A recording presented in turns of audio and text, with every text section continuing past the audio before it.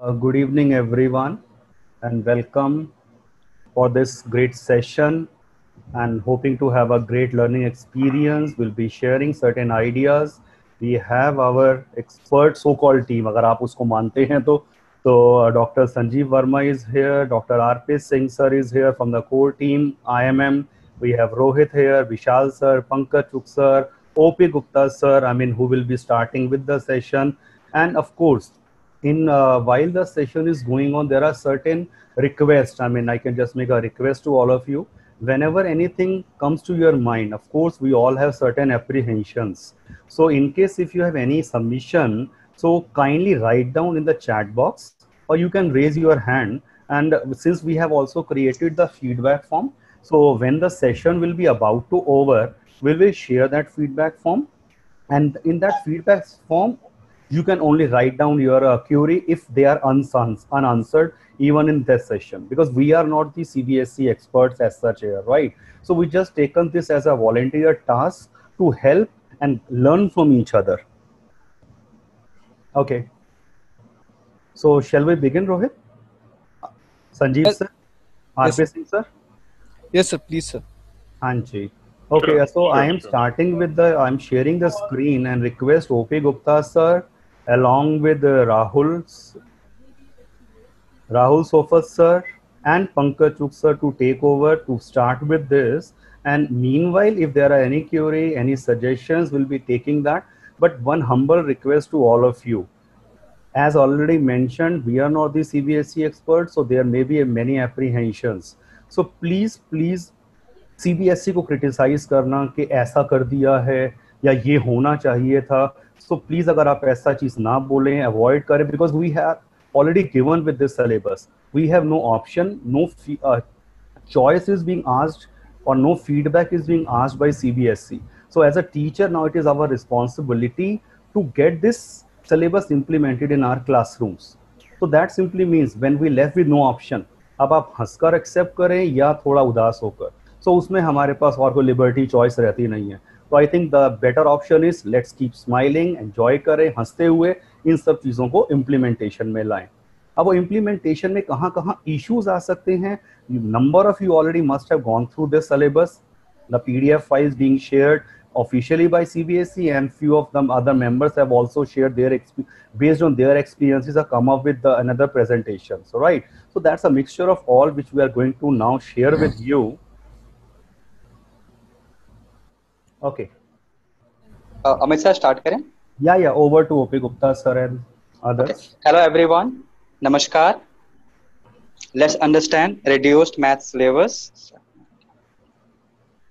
Sir actually मैं क्योंकि mobile से यूज कर रहा हूँ सर, तो वीडियो के लिए फिर मेरा वो रूफ दिखेगा, छत दिखेगा, तो दैट्स व्हाई मैंने उसको स्टॉप किया था. ओके ठीक है sir, please continue.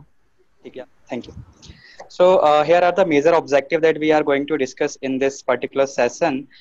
We are going to discuss about the reduced syllabus of math for class 12th and for class 11th. First for class 12th and then for class 11th. And then it is about assisting practicing teacher of mathematics in understanding the changes made in the math syllabus due to COVID-19, of course. And then after we will be also going through how to understand what we need to teach the students and what not to teach in the current session. Because there are many confusion कि हमें क्या पढ़ाना है क्या नहीं पढ़ाना है इस समय, और बहुत सारे पीडीएफ, जैसा कि अमित सर ने बताया, बहुत सारे पीडीएफ शेयर किए जा रहे हैं जिसमें अलग अलग टीचर्स अपने अपने अप्रीहेंशन शेयर कर रहे हैं. तो यहाँ पर हम भी अपने कुछ जो एक्सपर्टाइज हैं वो आप लोगों के साथ शेयर करेंगे. So then at the end, to understand the impacts of syllabus reduction on the students of the session 2020 to 21 and how to help them avoid the side effects. जो भी यहाँ पर सीबीएसई ने रिडक्शन किया है उसके जो साइड इफेक्ट्स हो सकते हैं बच्चों के साथ, क्या होगा उनके सिलेबस में जो भी रिडक्शन हुआ है आगे फ्यूचर हायर स्टडीज में, तो हम उनके साइड इफेक्ट्स कैसे कम करने में हेल्प कर सकते हैं as teachers, as mentors. Next slide sir. So here is the course structure, and यहाँ पर एक बहुत इंपॉर्टेंट बात मैं शेयर करना चाहूँगा कि जैसे कि आप देखें यहाँ पर, अगर ये नंबर ऑफ पीरियड्स में रिलेशन एंड फंक्शन का यहाँ पर हाईलाइट करूँ, आई थिंक थोड़ा सा जस्ट ठीक है। सो ये एक्चुअली नंबर ऑफ पीरियड्स यहाँ पर आप देखेंगे 17 है, विच अर्लियर वाज 35 पीरियड्स। तो उसका ऑलमोस्ट मतलब अप्रोक्स आप देखें 50% रिड्यूस किया है यहाँ पर। लेकिन एज ए टीचर हम लोग जब क्लास में पढ़ाते हैं तो we don't care about all these things, because अगर मेरे स्टूडेंट्स को 10 मिनट्स में कोई चीज समझ में आ गया तो वेल एंड गुड। हम डॉक्यूमेंट में जाकर रेफर नहीं करते हैं कि सीबीएसई ने उस टॉपिक के लिए, उस यूनिट के लिए कितना नंबर ऑफ पीरियड्स अलॉट किया था। अगर हमारे स्टूडेंट्स को वो चीज़ अगर 10 मिनट्स में नहीं समझ आती है तो हम उसको शायद 20 या 30 मिनट्स भी एक्सप्लेन करते हैं। So as such this course structure I am not going into detail of this. You can refer the CBSE curriculum document from CBSE academic website. So next slide, sir. Because unit wise I will be discussing more and more things. Pankaj sir, in case अगर आप कुछ यहाँ पर बोलना चाहें, या Rahul Sophat sir? Sir yes, Amit sir, last slide please. Sir, last slide. Yeah, Last slide. last course structure. Yes. Yes, this one. Hello everyone, जैसा कि देखिए सीबीएसई ने हमारा सिलेबस जो है अप टू 30% रिड्यूस किया, तो उसके अकॉर्डिंग उन्होंने टोटल जो आवर्स हैं, टोटल आवर्स के अंदर उन्होंने क्या किया, या पीरियड्स कह सकते हैं हम, कि टोटल पीरियड्स में उन्होंने हमारे पास यहाँ 168, यानी पहले ये क्या थे 240, तो 240 के अकॉर्डिंग 30% रिड्यूस कर दिया 72। बट अगर हम इसको देखें कि किसी भी चैप्टर में ऐसा नहीं है कि हर चैप्टर्स में उन्होंने 30% रिड्यूस किया, किसी में हो सकता है 5% रिड्यूस किया हो, किसी में 10% रिड्यूस किया हो, तो किसी में जैसे अभी ऑफिसर ने कहा कि यहाँ पर एक तरह से देखा जाए हमारा जो चैप्टर 1 है इसमें टोटल 2 टॉपिक्स है, इक्विवेलेंस एंड इनवर्स। अगर हम इसमें कहें कि उन्होंने इक्विवेलेंस को रखा है and 1 and on 2 is also there, but पहले पीरियड्स जो अलॉटेड थे that is 35 and now 30, it is 17 30 okay, now it is पहले 30 से, sorry, yeah, it was 30, yes 30, now it is 17, so it means उन्होंने यहाँ पर हमारा जो almost 40% जो पीरियड्स है वो कम कर दिया। बट वही बात जो भी सर ने कही है कि कई बार क्या होता है कि हम अपनी क्लास में हमारे स्टूडेंट्स का जो बैच है वो कैसा है, हो सकता है मैं किसी एक टॉपिक को समझाने में अगर मान लीजिए मैं 5 पीरियड्स लेता हूँ, कोई टीचर उसको 6 पीरियड्स मिलेगा, कोई उसको 4 पीरियड्स मिलेगा, तो वो डिपेंड करता है कि हमें ये सारे का सारा कंपनसेट करना है कि कहीं पर हो सकता है कि हमें पीरियड्स, ऐसा नहीं कि हम कभी भी इस डॉक्यूमेंट्स को उठाते हैं कि हमने अलजेब्रा करना है तो 35 पीरियड्स में करना है, हो सकता है उसमें हमारे 40 पीरियड्स लगते हो। तो ये टीचर टू टीचर डिपेंड करता है कि वो किस तरह से हमें इसको कंपनसेट करना है। टोटल उन्होंने टाइम पीरियड्स जो है sir I will interrupt Rohit sir, यहाँ पर जो साउंड क्रिएट हो रहा है क्या कुछ कर सकते हैं इसके लिए, क्योंकि शायद किसी के पीसी से ये साउंड क्रिएट हो रहा है, उन्होंने नोटिफिकेशंस ऑन की हुई हैं। कोई नहीं, आगे जब भी होगा मैं चेक करूंगा कि कहाँ से हो रहा है, then only I can identify. Okay sir, बस तो यहाँ पर मैं सिर्फ यही कहूंगा कि जो भी टीचर्स अपने अकॉर्डिंग, क्योंकि कोई भी इस डॉक्यूमेंट्स को उठाकर नहीं देखता कि हमें किस यूनिट्स के लिए कितने पीरियड्स अलॉट किए गए, वो हमारी टीचिंग या स्टूडेंट्स की अंडरस्टैंडिंग पर डिपेंड करता है कि हम किसी भी टॉपिक के लिए कितने टाइम लेते हैं। लेकिन सीबीएसई अपने अकॉर्डिंगली उन्होंने 30% रिड्यूस किया, तो उन्होंने टोटल टाइम पीरियड्स में अपना 30% रिड्यूस कर दिया। राहुल सर, आप कुछ कहना चाहें इस पर? Yeah, the only thing is that 30% syllabus reduction and corresponding 30% periods reduction in terms of time is there. And sometimes some teachers may take more time in a particular unit and then that can be compensated in the other units. So it is just for reference and it's not like very strictly to be followed. Right. Next slide. Yeah, next slide.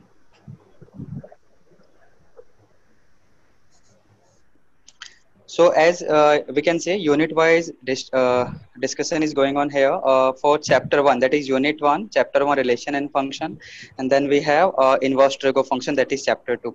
So the syllabus that has been deleted from chapter 1, that is relation and function, composite function, inverse of a function, binary operation, that was already deleted, I have mentioned that, and some questions, the suggested deleted question from the exercises. Of course there are examples as well that has been deleted because the corresponding concept of composite function and inverse of a function has been deleted, and accordingly binary operation. So therefore the corresponding examples are also deleted, but here this list is, as I mentioned, suggested deleted questions, and yes, at the bottom of each and every slide I have mentioned this is only for reference. Actual deleted questions may just vary. अगर हम chapter 2 की बात करें, यानी inverse trigonometric function. तो ये graph का portion and properties, यहाँ पर एक बहुत इंपॉर्टेंट बात है प्रॉपर्टीज को लेकर। A few days back actually in some WhatsApp maths teachers group there was a question, मतलब आप सभी लोग क्योंकि टीचर हैं तो इस चीज को आप आराम से समझ जाएंगे। डेरिवेटिव का एक क्वेश्चन है, x equal to a raise to the power cos inverse t in the square root and y equal to a raise to the power sin inverse t in the square root. In case you can make a sense of this, what I'm actually going to say, and we have to find that dy upon d, actually we have to prove dy upon dx is equal to I think minus y upon x. तो अब इसको जब इसको solve करने के numerous methods हो सकते हैं, जिसमें से एक सबसे छोटा मेथड क्या होता है कि हम इन दोनों को ना x into y कर दें तो फिर वो a to the power pi by 4 बन जाता है, लेकिन उसमें प्रॉपर्टी यूज हुआ। तो ये कैलकुलस से एक्चुअली ये टॉपिक लिंक होता है, लेकिन यहाँ जो प्रॉपर्टी हमने यूज की उसको सीबीएसई इस करंट सेशन के लिए डिलीट कर चुकी है। आप यहाँ देख रहे हैं कि graphs and properties of inverse trigonometric functions ये डिलीट हो गया है। लेकिन हमें एज ए टीचर कुछ चीजें अगर इस समय हम नहीं पढ़ाते हैं, सपोज चैप्टर 2 हमने स्टार्ट किया और हमने प्रॉपर्टीज को नहीं पढ़ाया, लेकिन जब हम कैलकुलस बिगिन करेंगे तो हमें ये टॉपिक कवर अप करने पड़ेंगे। और एज ए टीचर हम हमेशा उन चीजों को कवर कराते ही हैं जो भले ही सिलेबस में नहीं है लेकिन बच्चों को जरूरत है। For example I think last session 10th class में making the perfect square method in the quadratic equation topic that was deleted, लेकिन अब making the perfect square method 11th class में कोनिक सेक्शन में बच्चों को जरूरत पड़ती है और फिर 12th में इंटीग्रेशन में जरूरत पड़ती है। तो क्या एज ए टीचर हम बच्चों को अभी चीज नहीं सिखाएंगे और एक्सपेक्ट करेंगे कि उसने 10th में पढ़ लिया होगा? ऑफकोर्स 10th में नहीं पढ़ा होगा क्योंकि वो डिलीट कर दिया गया था, लेकिन हम 11th में एज ए टीचर उन चीजों को पढ़ाते हैं। तो वही काम अभी हमें यहाँ पर करना होगा कि अगर मैं इनवर्स को फंक्शन पढ़ा रहा हूँ, प्रॉपर्टीज मैं बच्चों को एलोबरेट नहीं कर रहा हूँ, बिकॉज सीबीएसई इस चीज पे हमें टेस्ट नहीं करेगी, स्टूडेंट्स को पेपर में क्वेश्चन नहीं मिलेंगे। ये तो नोटिफिकेशन आ चुका है सीबीएसई ट्विटर हैंडल पे भी हमने देखा था और ग्रुप्स में शेयर हुआ है। तो अब इस पे क्वेश्चन तो नहीं आएंगे, लेकिन बच्चे को जब डेरिवेटिव में क्वेश्चन करने होंगे या फ्यूचर के टॉपिक्स में क्वेश्चन करने होंगे तो हमें इन चीजों को उसको एलोबरेट करना पड़ेगा, बच्चों को एलोबरेट करना पड़ेगा। तो एज ए टीचर हमेशा अपने बच्चों को हम लोग वो चीजें कराते हैं जो उसके लिए जरूरी हो, भले ही वो डॉक्यूमेंट में लिखा हुआ है, करिकुलम डॉक्यूमेंट में लिखा हुआ है सीबीएसई ने या नहीं लिखा हुआ, फॉर दैट पर्टिकुलर क्लास अगर रिक्वायरमेंट है टॉपिक के लिए तो हम पढ़ाते हैं। So this is my apprehension here. मैंने रेड बॉक्स में यही चीज यहाँ मेंशन भी किया हुआ है, as you can read it. Students must be motivated to learn the properties. Actually motivation का फैक्टर यहाँ पर इसलिए क्योंकि बच्चे कई बार आजकल बच्चे भी इन्फॉर्म्ड हैं और बहुत ज्यादा इन्फॉर्म्ड है क्योंकि हमने उन बच्चों को ना ऑनलाइन मीडियम में डाल दिया है। पहले जो बच्चा क्लासरूम में ही पढ़ता था वो शायद व्हाट्सएप उतना यूज नहीं करता था या यूट्यूब उतना यूज नहीं करता था, और या पेरेंट्स का भी होता था कि मतलब कुछ रिस्ट्रिक्शन होती थी कि भाई ये सब चीजें यूज नहीं करनी, मोबाइल फोन इतना मत चलाओ या फिर बिल्कुल मत चलाओ, ऐसा भी होता था। लेकिन आज के डेट में मोबाइल फोन्स पे ही क्लास चल रही है तो बच्चों के हाथ में पूरी इन्फॉर्मेशन है। तो आज के डेट में बच्चे को ये कन्विंस करना कि भैया जी प्रॉपर्टीज पढ़ लो वरना इंटीग्रेशन में या डेरिवेटिव्स में आपको दिक्कत आएंगी, तो ये कन्विंस करने का काम टीचर का है। अगर हम उनको कन्विंस कर पाए तो ये हमारी ऑफ कोर्स बच्चों की जीत होगी तो हमारी भी जीत होगी। Pankaj sir, any other input? Yes sir, आपने तो कहा कि जो प्रॉपर्टीज का यूज है कि नेक्स्ट आगे भी नहीं काम आएगा।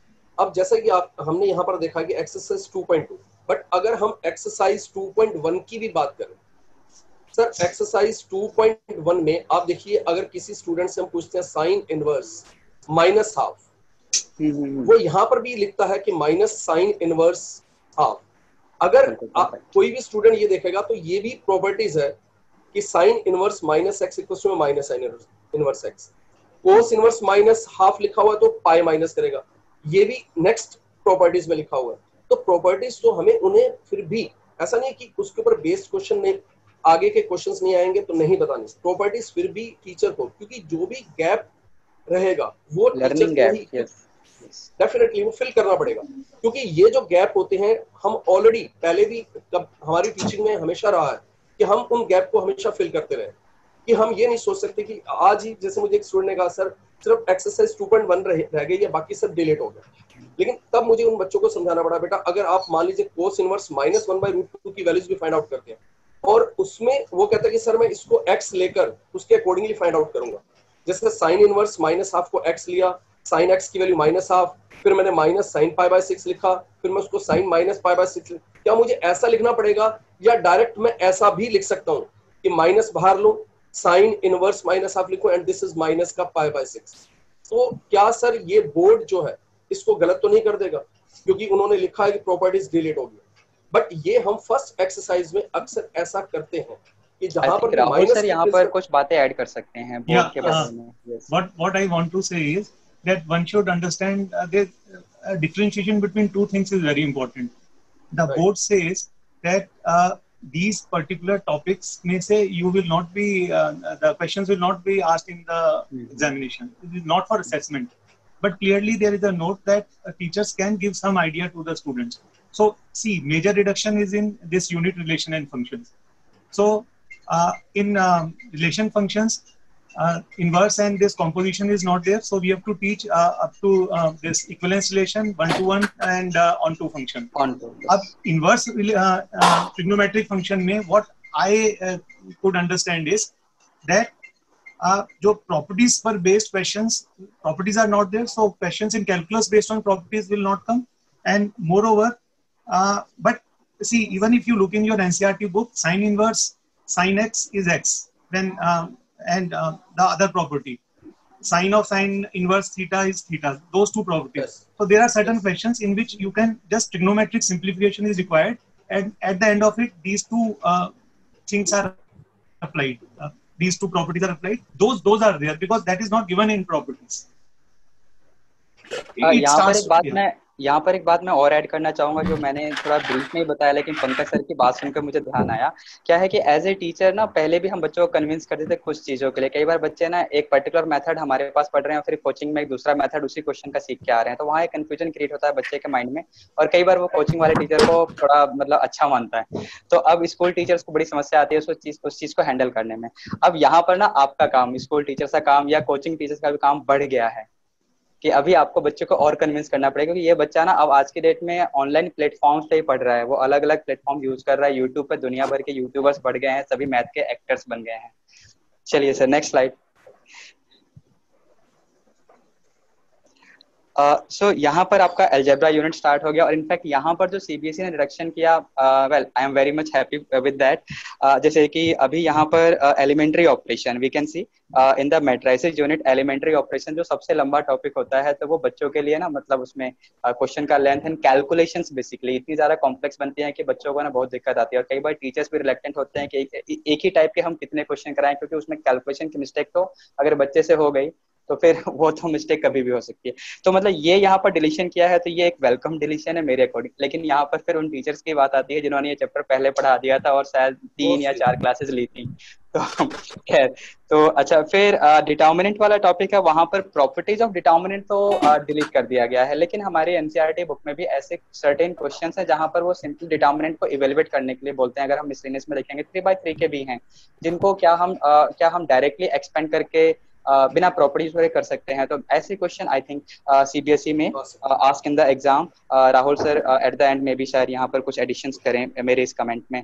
Consistency, inconsistency and number of solutions of system of linear equations bye examples. तो इस टाइप के जो एडिशंस थे पहले, वो अब डिलीशन में आ गए हैं, यानी वो अब सीबीएसई ने डिलीट कर दिया है. जो पहले आई थिंक 4.6 में ऐसे क्वेश्चंस हैं एनसीईआरटी 4.6 में, तो वो डिलीट हो गए हैं. बस अभी सिर्फ इक्वेशन सॉल्व करने वाले क्वेश्चन, जहां एडजॉइंट इनवर्स निकाल के डिटर्मिनेंट मेथड का यूज करके इनवर्स निकालना, ये तो अभी भी सिलेबस में है, और उस इनवर्स को निकाल के आप फिर इक्वेशन सॉल्व करेंगे, वो अभी भी सिलेबस में है. लेकिन इनवर्स ऑफ मैट्रिक्स फाइंड करना बाय यूजिंग एलिमेंट्री ऑपरेशंस, वो डिलीट हो गया है, जो कि वेलकम मूव है. Well, Rahul sir and Pankaj sir, over to you. See, what I want to say is in algebra, especially in matrices, the major topic which is related is, as Gupta sir has said, is this elementary row transformation. That is not there. So बाकी है the existence of non-zero matrix, whose product is zero matrix, is just an example. And uniqueness of inverse also generally is not done by the teachers. So elementary. That's why मैंने उसको discussion में skip कर दिया अभी. So elementary row transformation is a major thing, not in matrices. And determinants, the major thing is like properties of determinant. Properties. And students generally used to find these properties slightly difficult and abstract. And sometimes, at times, the question of higher order difficulty used to come in the exams. So this is what I feel is these two topics are the major topics. And consistency, inconsistency is also not there. And the number of solutions of system of linear equations, that is also not there. But majority, like while teaching these two properties of determinants and this elementary row transformation, these two things are out of it. Rahul sir. Yeah. या हो सकता है मैं कि यहाँ teachers के behalf पर मैं अगर आप क्वेश्चन, हालांकि मैं खुद प्रेजेंट कर रहा हूँ, लेकिन मुझे क्वेश्चंस, क्योंकि आज ही मेरे स्टूडेंट ने पूछा कि सर रो ट्रांसफॉर्मेशन से इनवर्स डिलीट हो गया, या लेकिन यहाँ पर आप देखिए कि जो हमारे पास सिस्टम ऑफ लीनियर इक्वेशंस है, हम इसमें इनवर्स यूज करते हैं, या हम इनवर्स फाइंड आउट करते हैं एडजॉइंट से। लेकिन अगर बाई चांस एक बच्चे ने मेरे से पूछा कि अगर किसी स्टूडेंट ने सर इनवर्स, हालांकि कोई करेगा नहीं, बेवकूफी है उसकी अगर करता है तो, लेकिन अगर उस इनवर्स मेथड से फाइंड करते उसने एलिमेंट्री से इनवर्स फाइंड आउट कर दिया, तो क्या बोर्ड उसको एक्सेप्ट करेगा का, या सोचेगा कि ये सिलेबस से कट चुका है इसने क्यों यूज किया?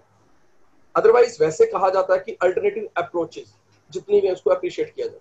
हालांकि ये भी है कि वो कोई नहीं करेगा, कोई बेवकूफ होगा जो उसको यूज करेगा वहां पर एडजॉइंट की जगह। लेकिन वो उसका क्वेश्चन बड़ा वैलिड था कि अगर बाई चांस में, तो वो कहता है सर कोई एक बेवकूफी है, उसने अगर ये यूज कर दिया तो क्या बोर्ड उसको एक्सेप्ट करेगा या उसको मार्क्स डिडक्ट कर देगा? Sir, I would like to answer here. I Yeah. think इस case में it's all depends on the wisdom of the teachers, and the purpose of this session is this only, so that we can pass on the message to our say 100 ambassador, and then they can pass on to thousands and lakhs of all the teachers who will be checking the paper in year 2021.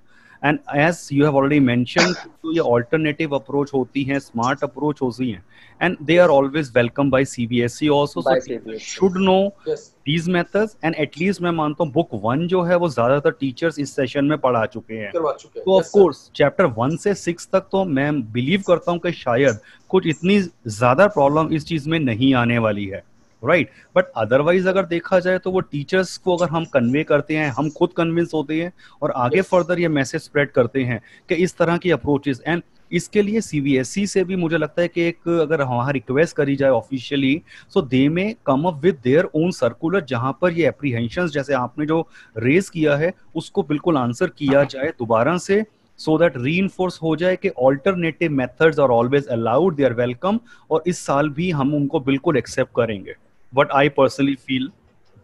Right, sir. And Amit sir, that one more thing is there. After the examination each year, these all these things are taken care of in the meeting of marking scheme committee. They all discuss all we this. discuss, yeah. जी, so shall we proceed further?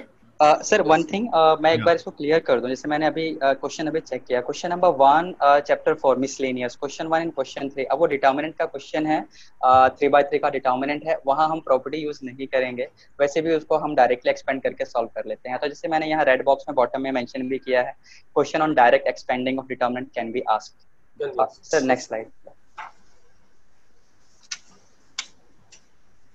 So now the biggest unit, maybe mostly loved by teachers and students and maybe mostly hated by also some of the students, integration इसमें आएगा और कई बच्चों को problem होती है यहाँ पे।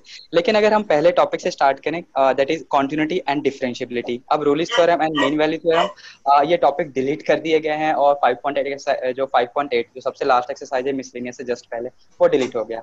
तो अब ये जो मूव है यहाँ पर, इससे बच्चे को इतना कोई खास इंपैक्ट नहीं पड़ने वाला आगे फ्यूचर के जो चैप्टर्स हैं उनमें। डेरिवेटिव में यहाँ पर कंपोजिट फंक्शन का डेरिवेटिव ऑलरेडी है, तो कंपोजिट फंक्शंस जो आपने चैप्टर 1 में स्किप किया, मतलब क्योंकि वो सिलेबस के रिडक्शन में चला गया, तो उसको अब यहाँ पर पढ़ाना पड़ेगा आपको, क्योंकि इस टाइप के यानी कंपोजिट फंक्शन का डेरिवेटिव आपके सिलेबस में अभी भी है।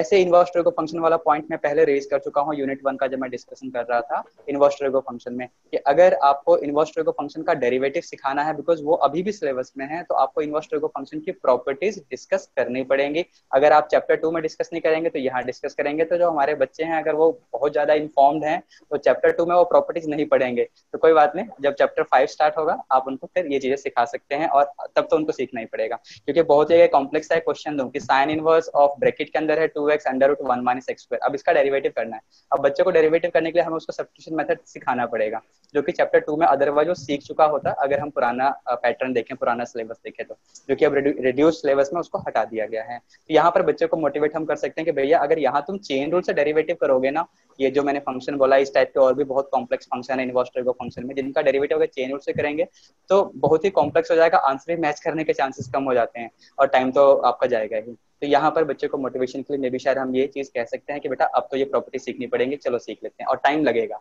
जैसे कि वहाँ टाइम कम कर दिया उन्होंने, 50% टाइम कम कर दिया यूनिट 1 में relation function plus inverse trigo, वहाँ 50% टाइम कम कर दिया, लेकिन अब वो टाइम एक्चुअली आपको यहाँ पर कवर अप करना पड़ेगा। In the next unit that is application of derivative, तो यहाँ पर भी दो वेलकम मूव्स हैं। कुछ बच्चों को ये जो डेरिवेटिव एंड अप्रोक्सीमेशन है ये आसान लगता है, लेकिन थोड़ा सा ना बर्डन वाला टॉपिक लगता है कि छोटा सा टॉपिक है सर, पता नहीं क्यों पढ़ाते हैं।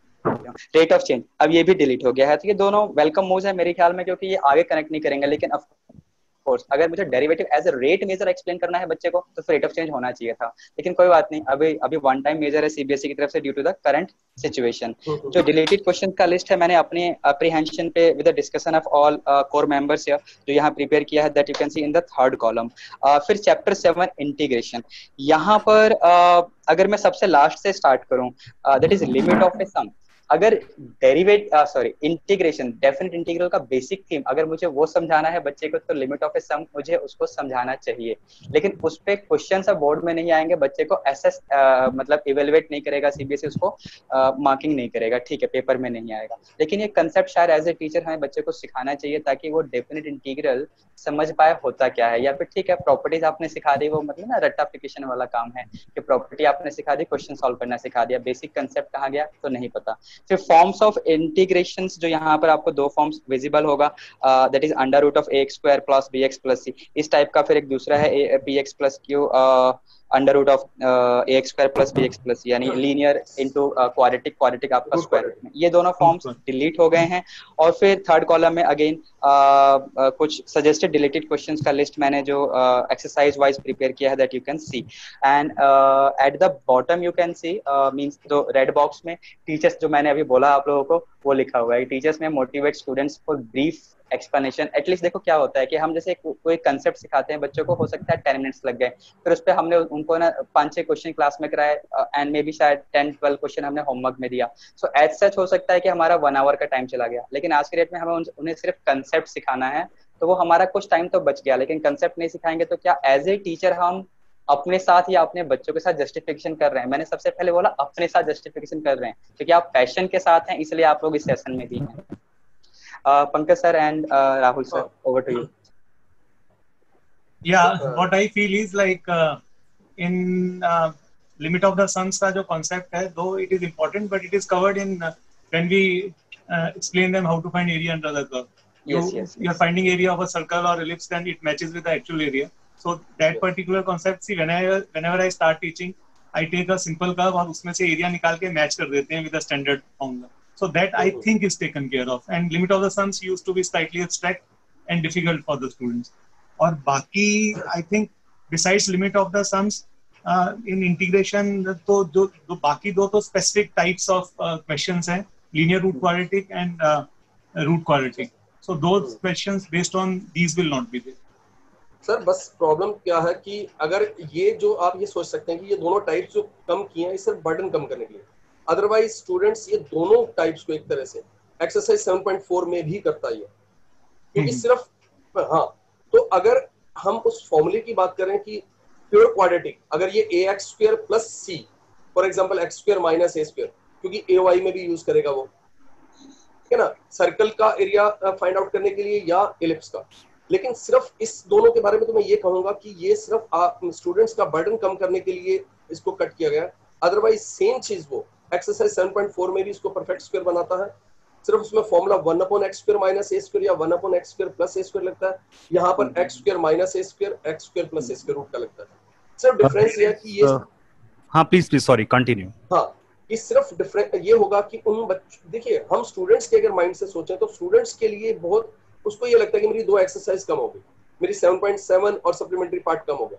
अदरवाइज ये कॉन्सेप्ट अगर कोई इंटेलिजेंट बच्चा होगा तो वो दोनों को कनेक्ट कर लेगा, 7.4 और 7.7 और सप्लीमेंट्री पार्ट, सेम चीज। अब जैसे यहाँ मोरओवर जैसे एक्सरसाइज 7.7 में क्वेश्चन 3 to 8, इसका मतलब पहले वाले जो 1-2 है वो परफेक्ट स्क्वायर ऑलरेडी है, मतलब प्योर क्वाड्रेटिक है वो। तो सेम चीज, सिर्फ यहाँ पर डिफरेंस क्या रहा कि ये हटाने का पर्पस कि वो इसको कंप्लीटिंग स्क्वायर से परफेक्ट स्क्वायर बनाएगा तो वो 1-2 क्वेश्चन ही बन जाते हैं। तो सिर्फ डिफरेंस ये रहा कि वो अब उसको जो रूट में ऊपर रूट है वो वहां पर उसको परफेक्ट स्क्वायर नहीं बनाना आएगा, जो काम वो 7.4 में ऑलरेडी कर चुका।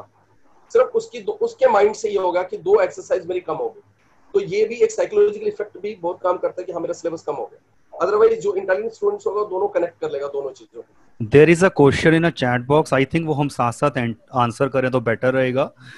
Integrals where properties of inverse are used, can they be asked? No, no, those should not be, because when the properties of inverse is not there, all further in Related calculus questions. also, yeah, those are not there. I agree with you, Rahul sir. Same, I mean, my answer is that they will not be asked. Of course, the paper setters will go through the curriculum wisely, और उसके accordingly he they will be framing the question paper. And I know Yes, it will become a tedious task and a challenge this year to prepare the question paper. Definitely, but I'm sure question paper they are much experienced, they know their duties very well, and accordingly जो delete हुई हैं चीजें, जैसे अगर properties हैं तो of course integral में या differentiation में भी जहाँ थोड़ा inverse trigonometry will be involved, so that will not be asked. But yes, there is another question: continuity properties of composite functions have to be done? No. Last continuity 5.1 exercise, last I think 4 to 5 questions are there. Yeah, In which 33 we use and so composition. on. Yes. 31, 32, 33. Yes. So definitely जो भी related questions है, अगर if composition function is not there, then related questions will not be there. Anup sir will come to your question when we'll discuss this chapter 8. मैं यहाँ पर एक बात add करना चाहूँगा, बिकॉज अभी देखिए डेरिवेटिव ऑफ कंपोजिट फंक्शन हमारे सिलेबस में है, ठीक है, और अगर हम प्रीवियस अगर करिकुलम्स देखते हैं जो मार्च 2020 में भी रिलीज हुआ था, या इनफैक्ट लास्ट ईयर का भी हम देखें 2019 में भी, तो वहाँ पर ऐसा कुछ मेंशन नहीं है कि कॉन्टिन्यूटी ऑफ कंपोजिट फंक्शन पूछेंगे या नहीं पूछेंगे, मतलब इसके बारे में कुछ मेंशन ही नहीं है। तो इस बार भी जो रिड्यूस सिलेबस आया उसमें भी कुछ मेंशन नहीं है कॉन्टिन्यूटी के बारे में। Yes, बेसिकली क्या है, जैसे आप बात कर रहे हैं, मान लीजिए sine of cos function, this is composite of function, right. लेकिन कई बार स्टूडेंट्स को कई टीचर्स, मैं तो सिंपल सी बात कहूंगा कि जरूरी नहीं कि वो इस तरह से बताते हैं बेटा दिस इज कंपोजिट फंक्शन, उसको चेन रूल के अकॉर्डिंग एक्सप्लेन कर देते हैं कि साइन ऑफ फंक्शन, तो यहाँ पर वो उसको चेन रूल की तरह ट्रीट करके भी ले लेते हैं। उनके माइंड में ये नहीं आता कि हमने कंपोजिट ऑफ फंक्शन किया तो हम इसको नहीं, लेकिन वो कॉन्टिन्यूटी के क्वेश्चंस हैं, जो कॉन्टिन्यूटी के क्वेश्चंस हैं वो प्योरली हमें कंपोजिट फंक्शंस के अकॉर्डिंग ही एक्सप्लेन करने पड़ते हैं कि हम दो फंक्शंस लेंगे h(x) g(x), उनका कंपोजिट करेंगे तो वो f(x) के इक्वल आएगा, तो हम समझाते हैं कि if two functions are continuous their composite function is also continuous. I would again interrupt sir, यहाँ पर दो बातें हैं सर। एज ए टीचर क्या जब मैं बच्चे को डेरिवेटिव सिखाऊंगा साइन ऑफ cos x का, तो क्या मैं उसको डायरेक्टली चेन रूल से डिफरेंशिएट, एज ए टीचर मतलब मैं चाहे आप कोई भी डायरेक्टली चेन रूल से सिखाएंगे, उसको ये वर्ड ही सुनने नहीं देंगे कि कंपोजिट फंक्शन, या क्या हम वहां पर कुछ समय निकाल कर उसको ये बात बता देंगे? और अगर ये बता देंगे कंपोजिट फंक्शन तो वही चीज फिर आती है ना कि हमारे ऊपर बहुत सारी चीजें हैं, बहुत सारी चीजें हमें करनी है एज ए टीचर। देखिए मैं इसको ऐसे नहीं कह रहा कि हमारा काम बढ़ गया है, लेकिन ठीक है आप मानते हैं तो हमारा काम बढ़ गया है, क्योंकि बच्चा भी सोच रहा है कि उसके लिए चीजें आसान हो गई है, कम हो गई हैं, और हम वहीं पर सोच रहे हैं कि हमारे लिए क्या हुआ, एज ए टीचर हमारे लिए क्या हुआ। तो हमारे लिए काम शायद पहले से ज्यादा बढ़ गया, क्योंकि अब बच्चे को कन्विंस भी करना है, हमें उसे बताना है कि कंपोजिट फंक्शन आपको सीखना पड़ेगा और सिखाना भी है। लेकिन इसी में ना मोटिवेशन का काम आता है कि आप बच्चे को कन्विंस कैसे कर रहे हैं फिर आप, क्योंकि वो तो पता है उसको, तो वो यूट्यूब पे दुनिया भर के वो वीडियोस देख के बैठा हुआ है ना। हो सकता है मैं ही बैठ के उसको यूट्यूब पे से पढ़ा रहा हूँ और मैं बोलूंगा कि कंपोजिट फंक्शन आपके सिलेबस से हट गया है। कल को मैं भी अगर ऐसा बोलता हूँ तो अब एक स्टूडेंट ने सुना, वो पंकज सर को जाकर परेशान करेगा कि नहीं वो तो दूसरे सर बोल रहे हैं कि ऐसे। तो आई मीन इससे कि हमारा काम ना अब कन्विंसिंग, कैसे हम बच्चों को लेकर आते हैं ना कन्विंसिंग में, कैसे उनको हम समझा पाते हैं कि ये पढ़ना जरूरी है। वो कंसेप्ट समझाने की बात नहीं कह रहा हूँ, वो कंसेप्ट समझना है, ये समझाना है हमें उसे। मीनवाइल सजेशन मैंने देखा, हमारा काम बढ़ गया है। Anil Kathuria sir gap fill करना पड़ेगा। जैसे मैं पढ़ रहा था, अनिल कथूरिया सर डीपीएस आरकेपुरम से, ही has written one valid point कि अगर ऐसा कोई भी क्वेश्चन अगर डिलीटेड अगर टॉपिक से आ जाता है तो ऑफ कोर्स, अगर आ जाता है तो ऑफ कोर्स फिर वो CBSE marking scheme committee has to look into this and every student should be awarded full marks in that case. And definitely मैं आपको बता रहा हूँ सर, ये बिल्कुल अगर ऐसा हुआ कि डिलीटेड से तो मार्क्स बच्चों को मिलेंगे। सीबीएसई कभी ऐसा नहीं करेगा कि किसी भी रीजन से वो किसी पॉलिटिकल या किसी और एप्रीहेंशंस या प्रॉब्लम्स में फंसे तो they will award the marks. तो इसलिए ऐसा आएगा ही नहीं, और अगर आएगा तो फिर उसका ध्यान रखा जाएगा, कंपनसेटेड। बिल्कुल डेफिनेटली। अमित सर, तो सीबीएसई का बहुत राहुल बोर्ड है इस मामले में। Rahul sir, one point I want to make is जो 1-to-1 मैपिंग है with the questions, that is very difficult. So what a general broad framework is to be kept in mind, that this particular thing is not there and questions based on this will not come. But if you take a specific each and every question, I think that I think is a difficult call. Like, so I agree that if see properties of inverse is not there, and if in an integral or differential the properties are being applied, the student should not do it, and it will not come. But then you're getting my point. So a broad framework means this is not there, or jo what has come out is कि this syllabus is not there, it is deleted. But then this mapping with NCERT and for all these questions 1-to-1 अगर लेते हैं तो वो थोड़ा it's difficult for all of us. Absolutely true. Yeah. Next slide, sir. So again, in continuation of the unit 3rd, calculus, chapter 8, area between any two of the curves like lines, parabola, circles, ellipse, and at the bottom, actually there is one point that has been highlighted. Area under the single curve is in syllabus now. Means like we have two parabola, suppose y square equal to x and x square equal to y. अब ये यहाँ पर दो curve हो गए, इस type का, मतलब यहाँ पर सिंगल कर्व नहीं हुआ, तो इस टाइप के अगर दो कर्व हैं, मोर देन 2 कर्व्स हैं, तो जो कॉम्प्लेक्स एरियाज बन जाता है, तो ऐसे क्वेश्चंस सीबीएसई में नेक्स्ट सेशन में नेक्स्ट ईयर में नहीं आएंगे, मार्च 2021 में. एंड सजेस्टेड रिलेटेड क्वेश्चन, हाँ, मोर देन वन कर्व वाला नहीं आएगा. या जैसे कि मेंशन है यहाँ पे, area under the single curve is in syllabus now. अच्छा, यहाँ पर एक मैं कुछ क्वेश्चन यहाँ पर ऐसे रेज करना चाहूंगा. सपोज अगर मेरे पास एक एनसीईआरटी में 8.1 में आपको मिल जाएंगे ऐसे question. I have suppose a circle x square plus y square equal to 4 and there is a line x equal to 1. अब यहाँ पर आपको कंफ्यूज अगर हो रहे हैं आपकी, यहाँ पर दो कर्व आ गया x इक्वल टू 1. एक्चुअली वो जो x इक्वल टू 1 वाला लाइन है, वो यहाँ पर एब्सिसा काम करते हुए ना लिमिट्स लिखने में आपकी हेल्प करेगा. जब एरिया के लिए आप लिमिट्स लिखेंगे, तो यहाँ पर area under the single curve ही आ रहा है. तो इस टाइप के क्वेश्चन तो वेरी मच आपके सिलेबस में हैं. हमें बच्चों को ये बातें बतानी है. जब भी ये टॉपिक आएगा, आई डोंट थिंक अभी तक किसी ने पढ़ाया होगा ये, इस समय तक नहीं होता है. Chapter 9 that is differential equation. यहाँ पर काफी वेलकम मूव्स हैं. Yes sir. सर बीच में पीछे क्वेश्चन ये पूछा गया था, वही कि इंटीग्रल्स के अंदर क्या हम एलिप्स का एरिया या सर्कल का area without completing the square करवा सकते हैं? तो ऑफ कोर्स वो वैसे शायद मुझे लगता है आप आंसर दे ही चुके हैं, क्योंकि सिलेबस में ये क्लियर कर दिया गया है. फॉर्मूला जो लिया है वो a square minus x square उसी फॉर्म का है जो हमारे सिलेबस में है. तो of course that kind of ellipse will be asked. Otherwise जो कंप्लीटिंग द स्क्वायर, वो सिंपल एलिप्स लिखा हुआ है सर, वो करिकुलम में लिखा हुआ है कि simple ellipse, simple circle. Already syllabus में है, स्टैंडर्ड इक्वेशन, स्टैंडर्ड सिलेबस. वो रिड्यूस लेवल में अभी भी है. Yes, already written in standard form. Anup sir, वो स्टैंडर्ड फॉर्म वाला सर्कल ही आएगा या एलिप्स आएगा, and we will be able to answer that using the formula जो अभी भी सिलेबस में है. Square root of pure quadratics only. Yes. Yeah please sir continue. समझो सर. हाँ पंकज सर, कुछ कह रहे थे आप? नहीं, मैं यही कह रहा हूँ कि उसमें जो सर्कल का आएगा वो डायरेक्ट, जिसमें फॉर्मूला हमारा लगेगा a square minus x square, direct standard form होगी. कभी भी इस टाइप के क्वेश्चन से आएंगे कि x square plus 4x equal to, हमारी बुक में एक क्वेश्चन है जैसे एनसीईआरटी में एग्जांपल है, तो उसमें हमें क्या बनाना पड़ता है पहले से. हाँ, इस टाइप के नहीं आएगा. इस साल नहीं आएगा, कभी भी तो आ सकता है, नेक्स्ट ईयर आ सकता है. मैं 2022 वाले में आएगा. इस साल की बात कर रहे हैं sir. Area bounded between two curves is not there. We can ask, like if they ask area of the ellipse in the first quadrant, you find the area, it is a single curve. And sometimes there is a question in which two curves is there, as Gupta sir rightly said, कि एक circle है and there is a chord y equal to 2x. Then in those questions, actually we are finding area below one curve only, area below the line, and then area below the circle in some other domain. So those particular questions still we can teach our students. One more question is asked, area of triangle using integration, वो आ सकता है क्या? Rahul sir क्या कहना चाहेंगे? हाँ Rahul sir.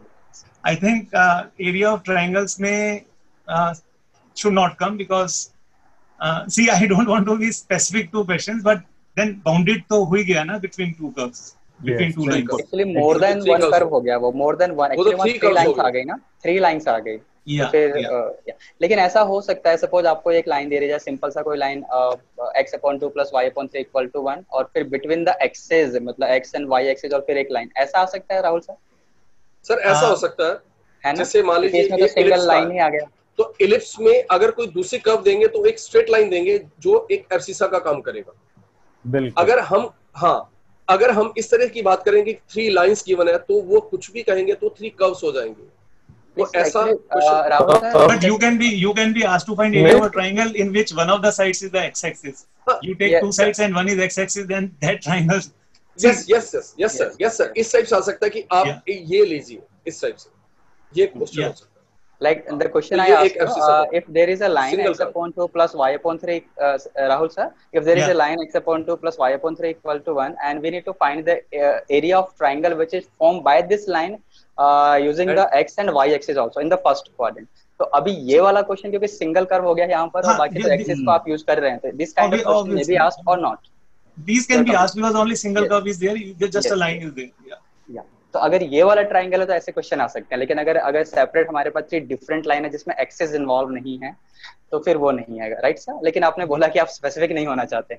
No, I am saying that कोई भी See, नहीं हो सकता है नेचुरली, बिल्कुल भी नहीं yeah, because हाँ। that is not in our control. हमारा एक्सपीरियंस Yes, है, बस yes, वही है yes, जिसको हम yes, शेयर yes. कर रहे हैं। और भी मेंबर्स हैं जो कुछ बाद में कहना चाहेंगे, वो चैट बॉक्स में मैं बिल्कुल। फिर रिक्वेस्ट करूंगा, मैं इसलिए चैट बॉक्स को ओपन करके साथ साथ रीड कर रहा हूँ so that we can answer your query in between. जी please continue. Then chapter 9, that is the last topic of calculus unit 3rd, differential equation। यहाँ पर काफी वेलकम मूव्स हैं, सीबीएसई ने काफी स्पेसिफिकली चीजों को हाईलाइट कर दिया। Formation of differential equation deleted. Welcome move मतलब बच्चों के लिए, हमारे लिए पता नहीं कितना है, क्योंकि हम एज ए टीचर जस्टिफिकेशन क्या कर पाएंगे कि ये चीज मैं बच्चे को कैसे ना पढ़ाऊं, उसको ये ना बताऊं कि डिफरेंशियल इक्वेशन बनता कैसे है, लेकिन बस उसको ये सिखाऊं कि इसका सॉल्यूशन ऐसे होता है। बच्चा पूछेगा सर ये बना कैसे, यानी फॉर्मेशन तो हमने उसको बताया नहीं होगा। सो एज ए टीचर ये हमारे ऊपर है कि हम उसको ये बताएंगे या नहीं बताएंगे, बट सीबीएसई की तरफ से गारंटी है कि क्वेश्चन नहीं आएंगे। ये तो हम पहले बात कर चुके हैं कि इस टाइप के क्वेश्चन जो यहाँ डिलीटेड पोर्शन में है वो नहीं आएंगे मार्च 21 के एग्जाम में। अच्छा, फिर लीनियर डिफरेंशियल इक्वेशन में पहले 2 फॉर्म मेंशन होती थी सीबीएसई करिकुलम डॉक्यूमेंट में, यानी linear in y and linear in x दोनों होता था पहले, लेकिन अभी डिलीटेड वाला जो सिलेबस आया उसमें उन्होंने सिर्फ लीनियर इन वाई वाला मेंशन किया हुआ है, और इसका मतलब दूसरा लीनियर इन एक्स वाला मेंशन नहीं किया है, तो वो डिलीटेड वाले पोर्शन में काउंट हो जाएगा।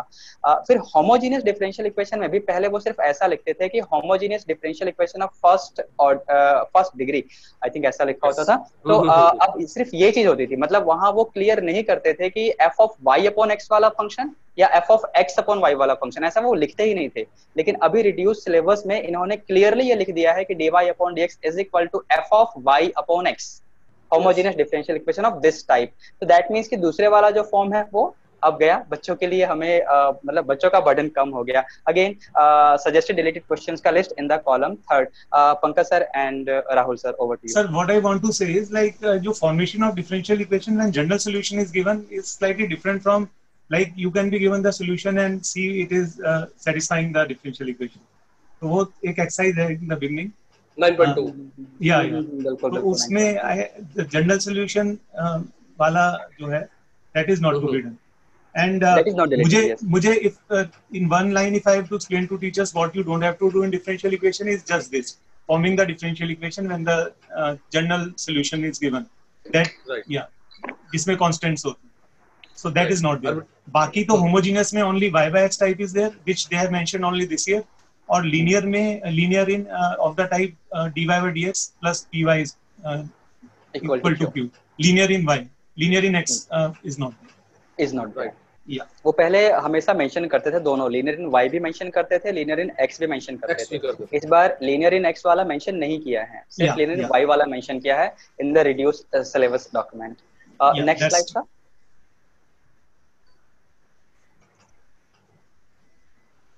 Well, so next unit, that is unit number 4 and the most confusing in मतलब इस समय जो रिड्यूस सिलेबस हो गया इसमें सबसे ज्यादा कंफ्यूजन इसी यूनिट में है in 3 dimensional geometry, but will come over that. First chapter 10 that is vectors, vector algebra. तो यहाँ पर scalar triple product of vector ये डिलीट हो गया है, in fact it's not going to affect anything else. अगर 3D में हम इसके ऊपर कुछ क्वेश्चन वैसे कर लेते हैं, लेकिन ठीक है, मतलब इतना कोई फर्क नहीं पड़ेगा क्योंकि हमें dot product and cross product दोनों का नॉलेज अभी भी बच्चे को देना है, वो हमारे सिलेबस में अभी भी है। Cross product and dot product both are still in the syllabus, लेकिन इन इन दोनों का यूज करके जैसे हम एसटीपी को प्रॉपर डिफाइन करते हैं, वो चीज अब नहीं है। सप्लीमेंट्री एक्सरसाइज है आई थिंक 10.5, या it is 10.5, that is not now in syllabus. लेकिन 3 डायमेंशनल ज्योमेट्री, अब यहाँ पर जो चीज सिलेबस से डिलीट की है सीबीएसई ने, वो क्या डिलीट किया है? Angle between two lines, angle between two planes, angle between a line and a plane, ये चीज तो डिलीट कर दी है। लेकिन इसके अलावा जैसे यहाँ पर आप देख रहे होंगे क्वेश्चन मैंने मेंशन किया हुआ है, it was given by Pankaj Sukh sir, so can sir explain it please sir. Sir मैंने यही लिखा कि एक्चुअली क्या है, 3D में उन्होंने angle between two lines, two planes and line and a plane delete कर दिया। बट बेसिकली इसका मतलब ये नहीं है कि डायरेक्ट क्वेश्चन इनके ऊपर आएगा तो वो नहीं आएगा। मैं जैसे आप सभी 11th क्लास में लेते होंगे, 11th क्लास में क्वेश्चन है कि find the equation of a straight line passing through 1 2 and making an angle 60 degree with other line whose equation is given. So we have to use tan theta equals to m2 minus m1. तो same question हमने यहाँ से 3D का select किया था कि prove that line this in this plane, find the lines in the plane through point 001 which are inclined at an angle of cos inverse 1/√6 with the line. It means इसमें question में चाहे 6 mark का question है, लेकिन इसमें concept जो है angle between line and plane use हो रहा है। तो लाइंस, तो इसका मतलब क्या होगा कि ये जो क्वेश्चन है, हम इस टाइप के क्वेश्चंस भी एग्जाम में नहीं आएंगे। ये इसका मतलब ये नहीं कि सिर्फ इसी पर बेस्ड कि कोई 2 marker question angle between two plane नहीं पूछा जाएगा, टू लाइंस, जहां पर भी angle between two lines, two planes, line and plane use होगा, उस टाइप के क्वेश्चन भी एग्जाम में नहीं पूछे जाएंगे। सर जैसे कुछ मैं थोड़ा पीछे, सर मैं एक बात ऐड करूंगा यहाँ पे, मैं थोड़ा पीछे लेके जाऊंगा यूनिट 1 में रिलेशन एंड फंक्शन। अब जैसे वहां पर हमारे पास ऐसे क्वेश्चन है एनसीईआरटी में where they want us first to prove the function is 1 1 and onto and then they want us to find the inverse of the function. ऐसा क्वेश्चन है एनसीईआरटी में, मुझे एग्जैक्ट नंबर याद नहीं आ रहा कौन सा क्वेश्चन नंबर है, लेकिन एनसीईआरटी में है। तो अब उसमें 1 1 एंड ऑन टू वाला पोर्शन तो वो अभी भी हमारे सिलेबस में है, लेकिन वो इनवर्स वाला डिलीट हो गया। तो यानी उसी क्वेश्चन में से सेकंड वाला पोर्शन डिलीट करके सीबीएसई अभी भी आपसे 1 एंड ऑन टू पूछ सकती है। जैसे कि अभी जो 3D वाले क्वेश्चन में, अभी मैं आपको फिर वापस यही ले आता हूँ, तो 3D वाला ये जो क्वेश्चन अभी यहाँ पर स्क्रीन पे दिख रहा है, तो इसमें तो पहला पोर्शन है वो है, वो अभी भी है। लेकिन दूसरे वाला जो आगे जहां पर एंगल वाली बात होगी, एंगल बिटवीन लाइंस की बात होगी, वो वाला पोर्शन यहाँ से रिमूव किया जा सकता है, मतलब किया जाएगा, क्योंकि वो अब रिड्यूस हो गया, आपके सिलेबस में नहीं है। इनफैक्ट 2 क्वेश्चंस बॉक्स में पूछे गए हैं। एक यही है, रोमन मैम पूछ रहे हैं, what about perpendicular and parallel lines और planes? So I think it's a clear answer because for that we need to have the angle between them. Yes. So this will not be asked.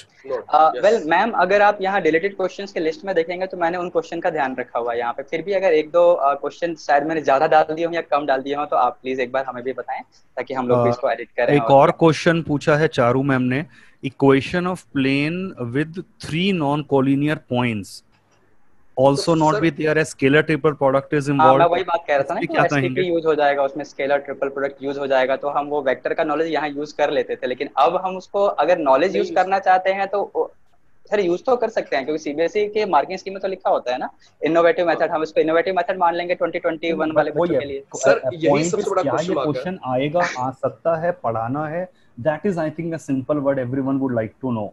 तो उसमें क्या लगता है Rahul sir या Pankaj sir? Sir, what I feel is these type of questions have to be done because finding out the equation of a plane passing through 3 non-collinear points, we can do it in other ways also, if I'm right.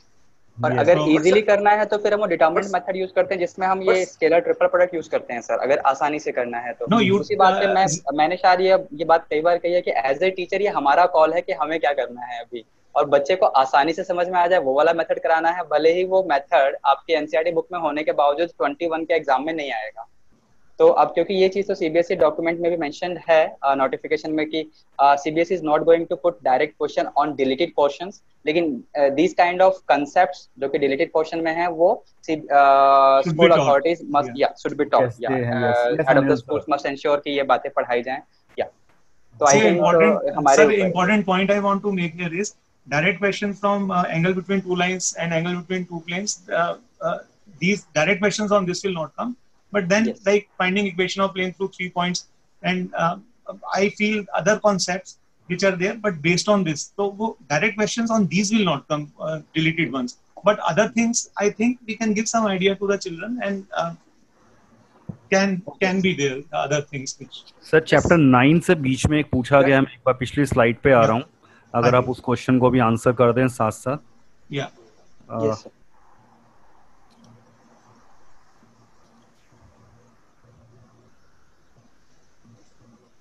So 9th में question ये पूछ लिया था कि what about solution of differential equations of linear function. solution of differential equation of linear functions, exactly इसका meaning क्या रहेगा? all solutions are there, sir. Amit they sir, are all there. हाँ.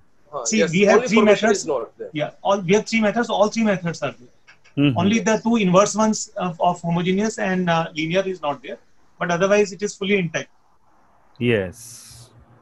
Okay, let's move further.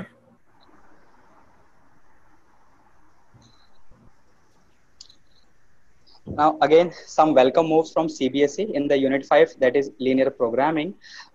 Welcome moves means word problems नहीं आएंगे बच्चों को, बड़े बड़े questions नहीं देखने को मिलेंगे डायरेक्टली, उनको constraints मिल जाएंगे, to maximize और to minimize उनको करना होगा simply graph plot करके. लेकिन ग्राफ में भी यहाँ पर एक और वेलकम मूव क्या है कि अब उसको ना अनबाउंडेड रीजन वाले क्वेश्चंस नहीं मिलेंगे, क्योंकि अनबाउंडेड रीजन बनता है तो वहाँ पर बच्चे काम बढ़ जाता है, फिर डॉटेड लाइन प्लॉट करता है, उसका शेडिंग करता है, फिर 2-3 स्टेटमेंट्स और लिखता है और फिर उसको काफी टीडियस वर्क लगता है. कुछ बच्चे ये चीजें भूल भी जाते हैं कि ये डॉटेड लाइन वाला भी काम करना था यहाँ पर, because bounded region unbounded region आया हुआ है, फिजिबल रीजन. तो अब ये दो वेलकम मूव्स है मेरे ख्याल में यहाँ पर. पंकज सर एंड अच्छा यहाँ पर एक चीज मैं मेंशन करना चाहूंगा. एक्चुअली ये जो पीपीटी में है एक्सरसाइज 12.1, इसमें जो मैंने पूरा लिखा हुआ है exercise 12.1 is not deleted, but actually यहाँ पर भी कुछ क्वेश्चंस है, if people can make a note of this. Question number 4, question number 6, I repeat, question number 4, question number 6, question number 9 and question number 10 deleted में आएंगे, क्योंकि यहाँ पर बाउंडेड रीजन नहीं आएगा, अनबाउंडेड रीजन आएगा. तो बेसिकली थोड़ा मिस्टेक हो गया, बट मैंने फाइनल ड्राफ्ट बनाया हुआ है, लेकिन यहाँ पर थोड़ा editing I think last moment के काम थे ये, थोड़ा सा. Yes, Pankaj sir and Rahul sir please. Sir इसमें तो कुछ ऐसा डिस्कस करने वाला जी है जी जी. ओनली सिंपल सा है कि डायरेक्ट इक्वेशंस आर गिवन. ठीक है. देन द लास्ट वन, यहाँ पर जो डिलीटेड पोर्शन है वहां पर कुछ वेलकम मूव्स हैं और कुछ not so welcome. Mean and variance of random variable. लेकिन यहाँ पर अगर हम प्रोबेबिलिटी डिस्ट्रीब्यूशन टॉपिक की बात करते हैं जिसमें मीन एंड वेरिएंस भी इंक्लूडेड होता है, तो मीन एंड वेरिएंस तो डिलीट हो गया. जैसे आप डिलीटेड वाले कॉलम में देखेंगे, डिलीटेड क्वेश्चंस वाले कॉलम में, तो I have clearly mention exercise 13.4 question 10 to 17 deleted, क्योंकि वहां पर मीन एंड वेरिएंस पूछा गया है. लेकिन ब्रैकेट में मैंने चीज मेंशन कर दिया है कि only mean and variance deleted, probability distribution based on the same questions may still be asked. अभी भी मतलब वही second portion of the question delete हो गया. लेकिन ऐसे क्वेश्चन में क्या होता है कि दे नॉर्मली आस्क के find the probability distribution and hence find the mean and variance. तो ये जो hence find the mean and variance वो डिलीट हो गया. पहला पोर्शन यानी first part of the question may still be asked, वो भले ही क्वेश्चन नंबर 10 हो या 11 हो या 12 हो या 17 हो 13.4 एक्सरसाइज से. लेकिन अब यहाँ पर जो मैं कह रहा था अनवेलकम मूव, एक्चुअली क्या था कि लास्ट सेशन में मींस जब 2019 to 20 वाला सेशन था, उसमें भी Bernoulli trials and binomial probability distribution was deleted and it was brought back when the curriculum document was issued in March 2020 for 2020 to 21 session. अब ये क्यों लाया गया था ये राहुल सर बताएंगे यहाँ पर अच्छे तरीके से, लेकिन अब वो चीज फिर से डिलीट कर दी गई है. तो अब ये क्यों लाया, फिर डिलीट कर दिया. अभी डिलीट करने का रीजन आप मतलब अभी करंट सिचुएशन को देख सकते हैं, लेकिन यहाँ कंसेप्ट का लिंक क्या बनता है Pankaj sir and Rahul sir अच्छे से एक्सप्लेन करेंगे. Yes sir. Rahul sir. Yeah what I want to say is, देखिए in probability distribution is there, mean variance is not there, but in probability distribution also like अब बच्चों को की प्रोबेबिलिटी डिस्ट्रीब्यूशन में with replacement आ सकता है या नहीं. See, with replacement can also still it can come. For solving में we will not use binomial like two red balls. You have two kings. Like king and king, you just multiply the probability. So binomial का use नहीं करना है because it's not there. Otherwise those questions can still be asked. Yes sir, तो can do by इस multiplication बार के जो हमारा Delhi exam था HMJ 5 सीरीज का, दिल्ली देहरादून एंड त्रिवेंद्रम, तो उसमें भी ऐसा क्वेश्चन आ गया था प्रोबेबिलिटी या डिस्ट्रीब्यूशन का, जिसमें अगर बच्चा बाइनोमियल डिस्ट्रीब्यूशन यूज करता है ना बाई चांस, क्योंकि मैक्सिमम Easy हो बच्चे जो जाता साइंस स्ट्रीम के हैं वो जी मेन के लिए प्रिपरेशन करते ही हैं, NDA जी मेन के लिए, तो उनको ये चीजें सिखा दी जाती है, भाई शॉर्टकट है, ये जल्दी आंसर आ जाएगा, इससे तुम केसेस बनाओगे उससे अच्छा ये Bernoulli trial binomial distribution use कर लो। तो यानी अगर उस बच्चे ने CBSE में अगर क्वेश्चन मार्च 2020 में अगर किसी बच्चे ने इस मेथड से बट क्वेश्चन कर दिया होगा, तो अभी क्या CBSE इसको इनोवेटिव मेथड मानेगी अगर मार्च नहीं नहीं 2020 में, तो 21 में क्या मानेगी? सर, आई बेसिकली मीन क्या है मैं आपको बताता हूँ, जब हाँ नंबर ऑफ ट्रायल्स ज्यादा होते हैं ना कि हाँ 4 5 6, हाँ तब तो वो दूसरी चीज में डिफिकल्टी होती है। अदरवाइज 3 केसेस में उसमें भी कोई ज्यादा प्रॉब्लम नहीं है। अगर 3 बॉल्स हम ड्रॉ कर रहे हैं 4, so उसमें कुछ 4-5 केसेस बनते हैं, इजीली हो जाता है। कोई अगर 4 मार्क का सर ये क्वेश्चन है बहुत तो उतना ही टाइम आई लगता विल इंटरप्ट पंकज सर, ये बहुत एक है। मतलब छलावे वाला वर्ड है, इल्यूजन क्रिएट करता है, आसान मतलब इजी है या डिफिकल्ट है। हाँ, मेरे को 3 ऐसा केसेस होता भी है। डिफिकल्ट लगते हैं और मेरे पास नहीं अगर एक तलवार है बाइनोमियल डिस्ट्रीब्यूशन की, तो क्या मैं उसे यूज करूंगा या नहीं करूंगा? I mean as a deaf student I am asking, तो इसलिए मैंने पूछा कि आप लोग बेटर वे में नहीं नहीं, एक्सप्लेन कर पाएंगे, क्योंकि वो ये बच्चे लेकर डेफिनेटली है आएंगे कि टीचर्स के सामने इस टाइप की चीजें कि हमारे कोचिंग में ऐसा बता दिया है, ऐसा होता है Okay. कि सर तो बोर्ड में बेसिकली करेंगे या क्या नहीं है, करेंगे? नहीं, बाइनोमियल थ्योरम का यूज करना इजी करता है क्वेश्चन को, डेफिनेटली करता है। यस अदरवाइज हम यस अगर इसी चीज को हम लिमिट्स में काउंट करें कि लिमिट में एल हॉस्पिटल रूल, जो भी हॉस्पिटल रूल है, अगर उसको यूज करते हैं कितना इजी हो जाता है वो क्वेश्चन। तो लेकिन जो चीज अगर CBSE ने उसको प्रिस्क्राइब कर दी, हाँ क्यों डिलीट किया, ये मेरी राहुल सर से लास्ट ईयर भी ये बात हुई थी कि ये ऐड होना चाहिए दोबारा, लेकिन अब इन्होंने फिर इस बार कर दिया। आई डोंट नो कि क्या रीजन रहा, सर वो लेकिन अब 30% रिडक्शन है, लेट्स प्रोसीड फर्दर बस बिकॉज 11th डेफिनेटली। क्लास भी डिस्कस करना है, yes right? Yes So there is no end हाँ to the discussion as such, right? Because many या of the teachers are waiting for now about the activities, right? तो उसके लिए अब हम क्या, थोड़ा हमारी तरफ से आइडियाज होंगे पहले। ठीक है। So I think Rahul sir will explain this portion better. Activity No, में expert हैं. Yes, activities, Rahul so sir. like there is no changes in the activities. जो अभी तक status quo है, that is maintained, and you can also take some activities. Suppose we are not teaching a particular topic, उस पर भी based activities can be done. Like Rowley For theorem example, and limit mean of value sum, theorem या limit limit of of Yeah, sum. sum, yeah. yes, Activities में ले सकते हैं. NCERT also says कि जो reduced syllabus है, the reduction है, उसके alternatively activities में we can take them. So in fact I would personally suggest each and every teacher के आपकी जो भी आप तक एक्टिविटीज आपने एक दो करवा लिया, दैट्स ओके, पर अब जो पेंडिंग रह रही हैं वो डिलीटेड सिलेबस, और वो अगर आपको लगता है कि नेचुरली वो इंपॉर्टेंट है, वो आना चाहिए, for example limit as a sum का बेसिक Limit कंसेप्ट, of तो sum. You Yeah. Can take that as an activity. और CBSE की तरफ से वो मेन करिकुलम स्टार्टिंग में जो उसका आया है रिड्यूस वाला सर्कुलर, उसमें clearly they have mentioned about it कि जो चीजें डिलीट हुई हैं, टीचर्स जो हैं HOS in fact they will ensure कि टीचर्स उन चीजों को भी थोड़ा थोड़ा डिस्कस कर लें, बिकॉज इन एग्जामिनेशन जो फ्यूचर में होने वाले IITs या और entrance examinations, they might not reduce there syllabus. So that is right, another apprehension, जो एक पॉइंट शायद हमारे लिए बहुत इंपॉर्टेंट है जानना कि उसका क्या है, because there is no clear cut policy as such now, but there is no change in the number of activities. It is 10 only as we were doing last time. The same internal assessment pattern is to be followed. It is clearly mentioned by CBSE. The same is in the revised curriculum document also. Yes, yes, it's yes. exactly the same. no change. Yeah. Next slide, sir. Yeah.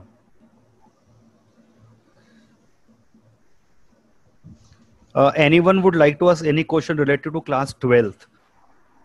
12th class से related in case अगर किसी के पास कोई question है तो please write down in the chat box quickly, फिर हम 11th क्लास पे बात कर लेंगे।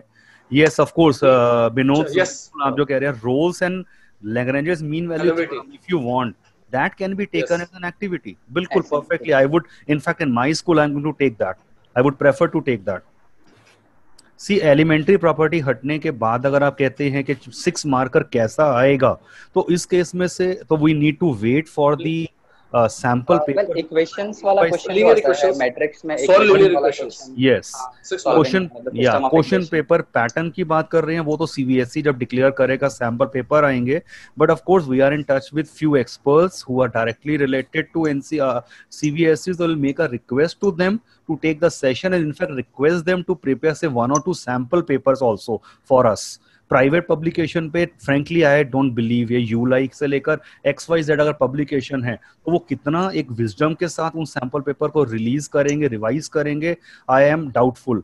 But yes, if we have some authentic resources, उनके थ्रू हम question paper and in fact I would request all of you कि इस सिलेबस पे बेस्ड अपना विजडम यूज करते हुए kindly prepare one sample paper and we can collaborate, we can share our ideas with each other. Paper share कर सकते हैं so that we can come up with the 10-20 different sample papers.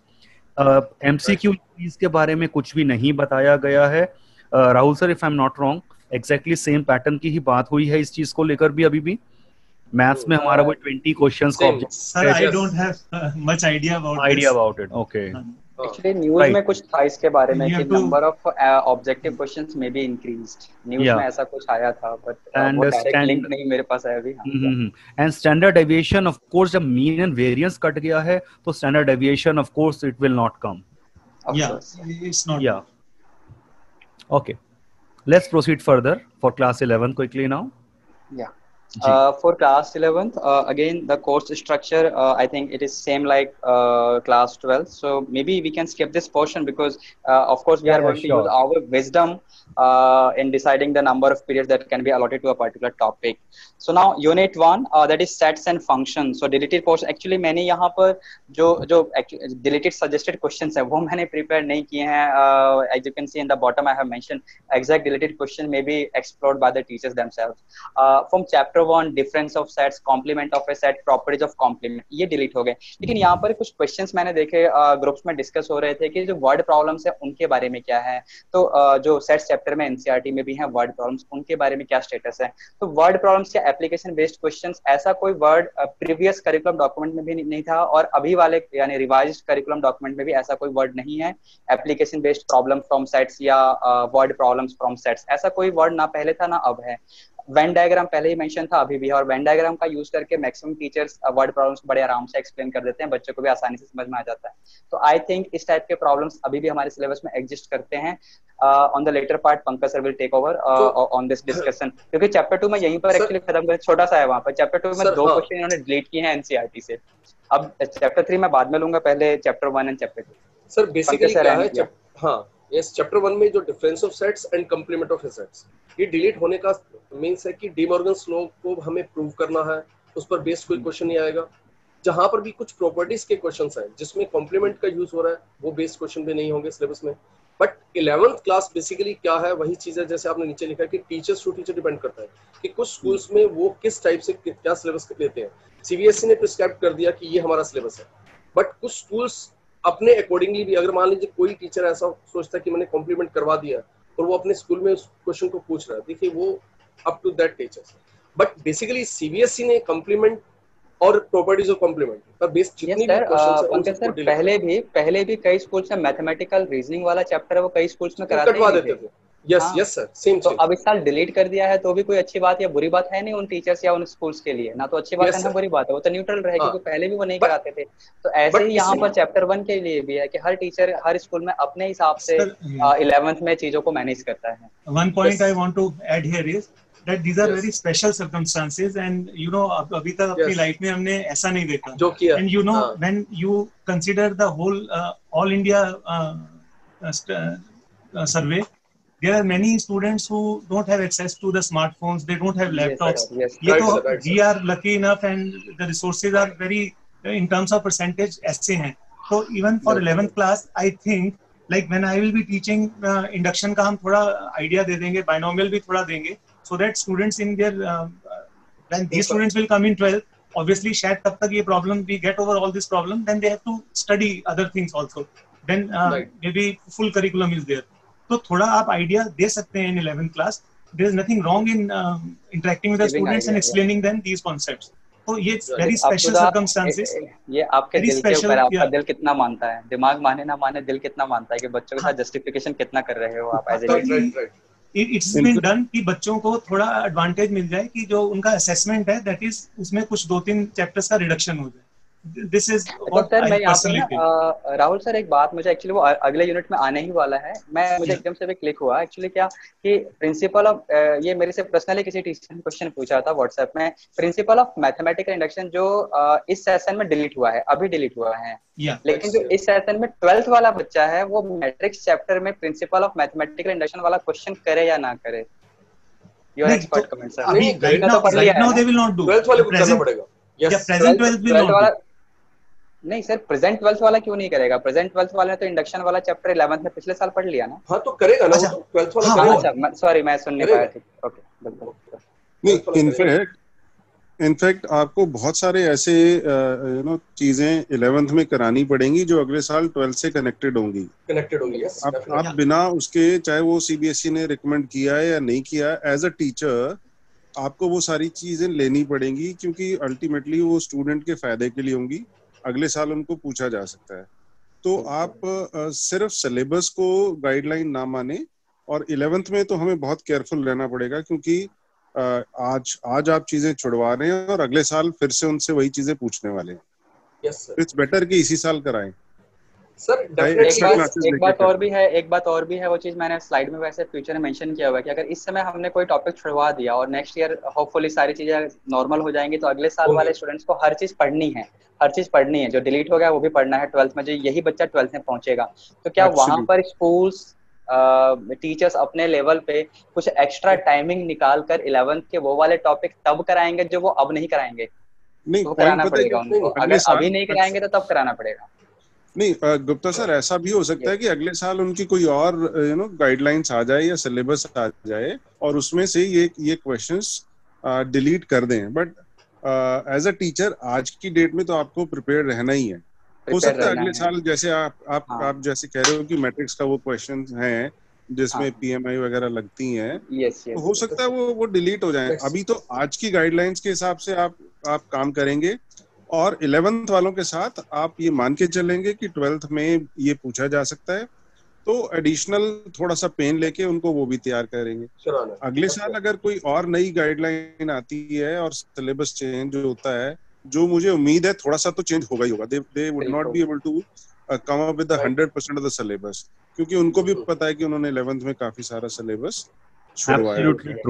तो अभी wait करेंगे, लेकिन 11th के साथ हम थोड़ा सा केयरफुली जो 12th में हमारा आ सकता है उसमें एडिशनल पीरियड्स लेके और वो सिलेबस अपनी कॉन्शियस के हिसाब से वो कवर कराएं।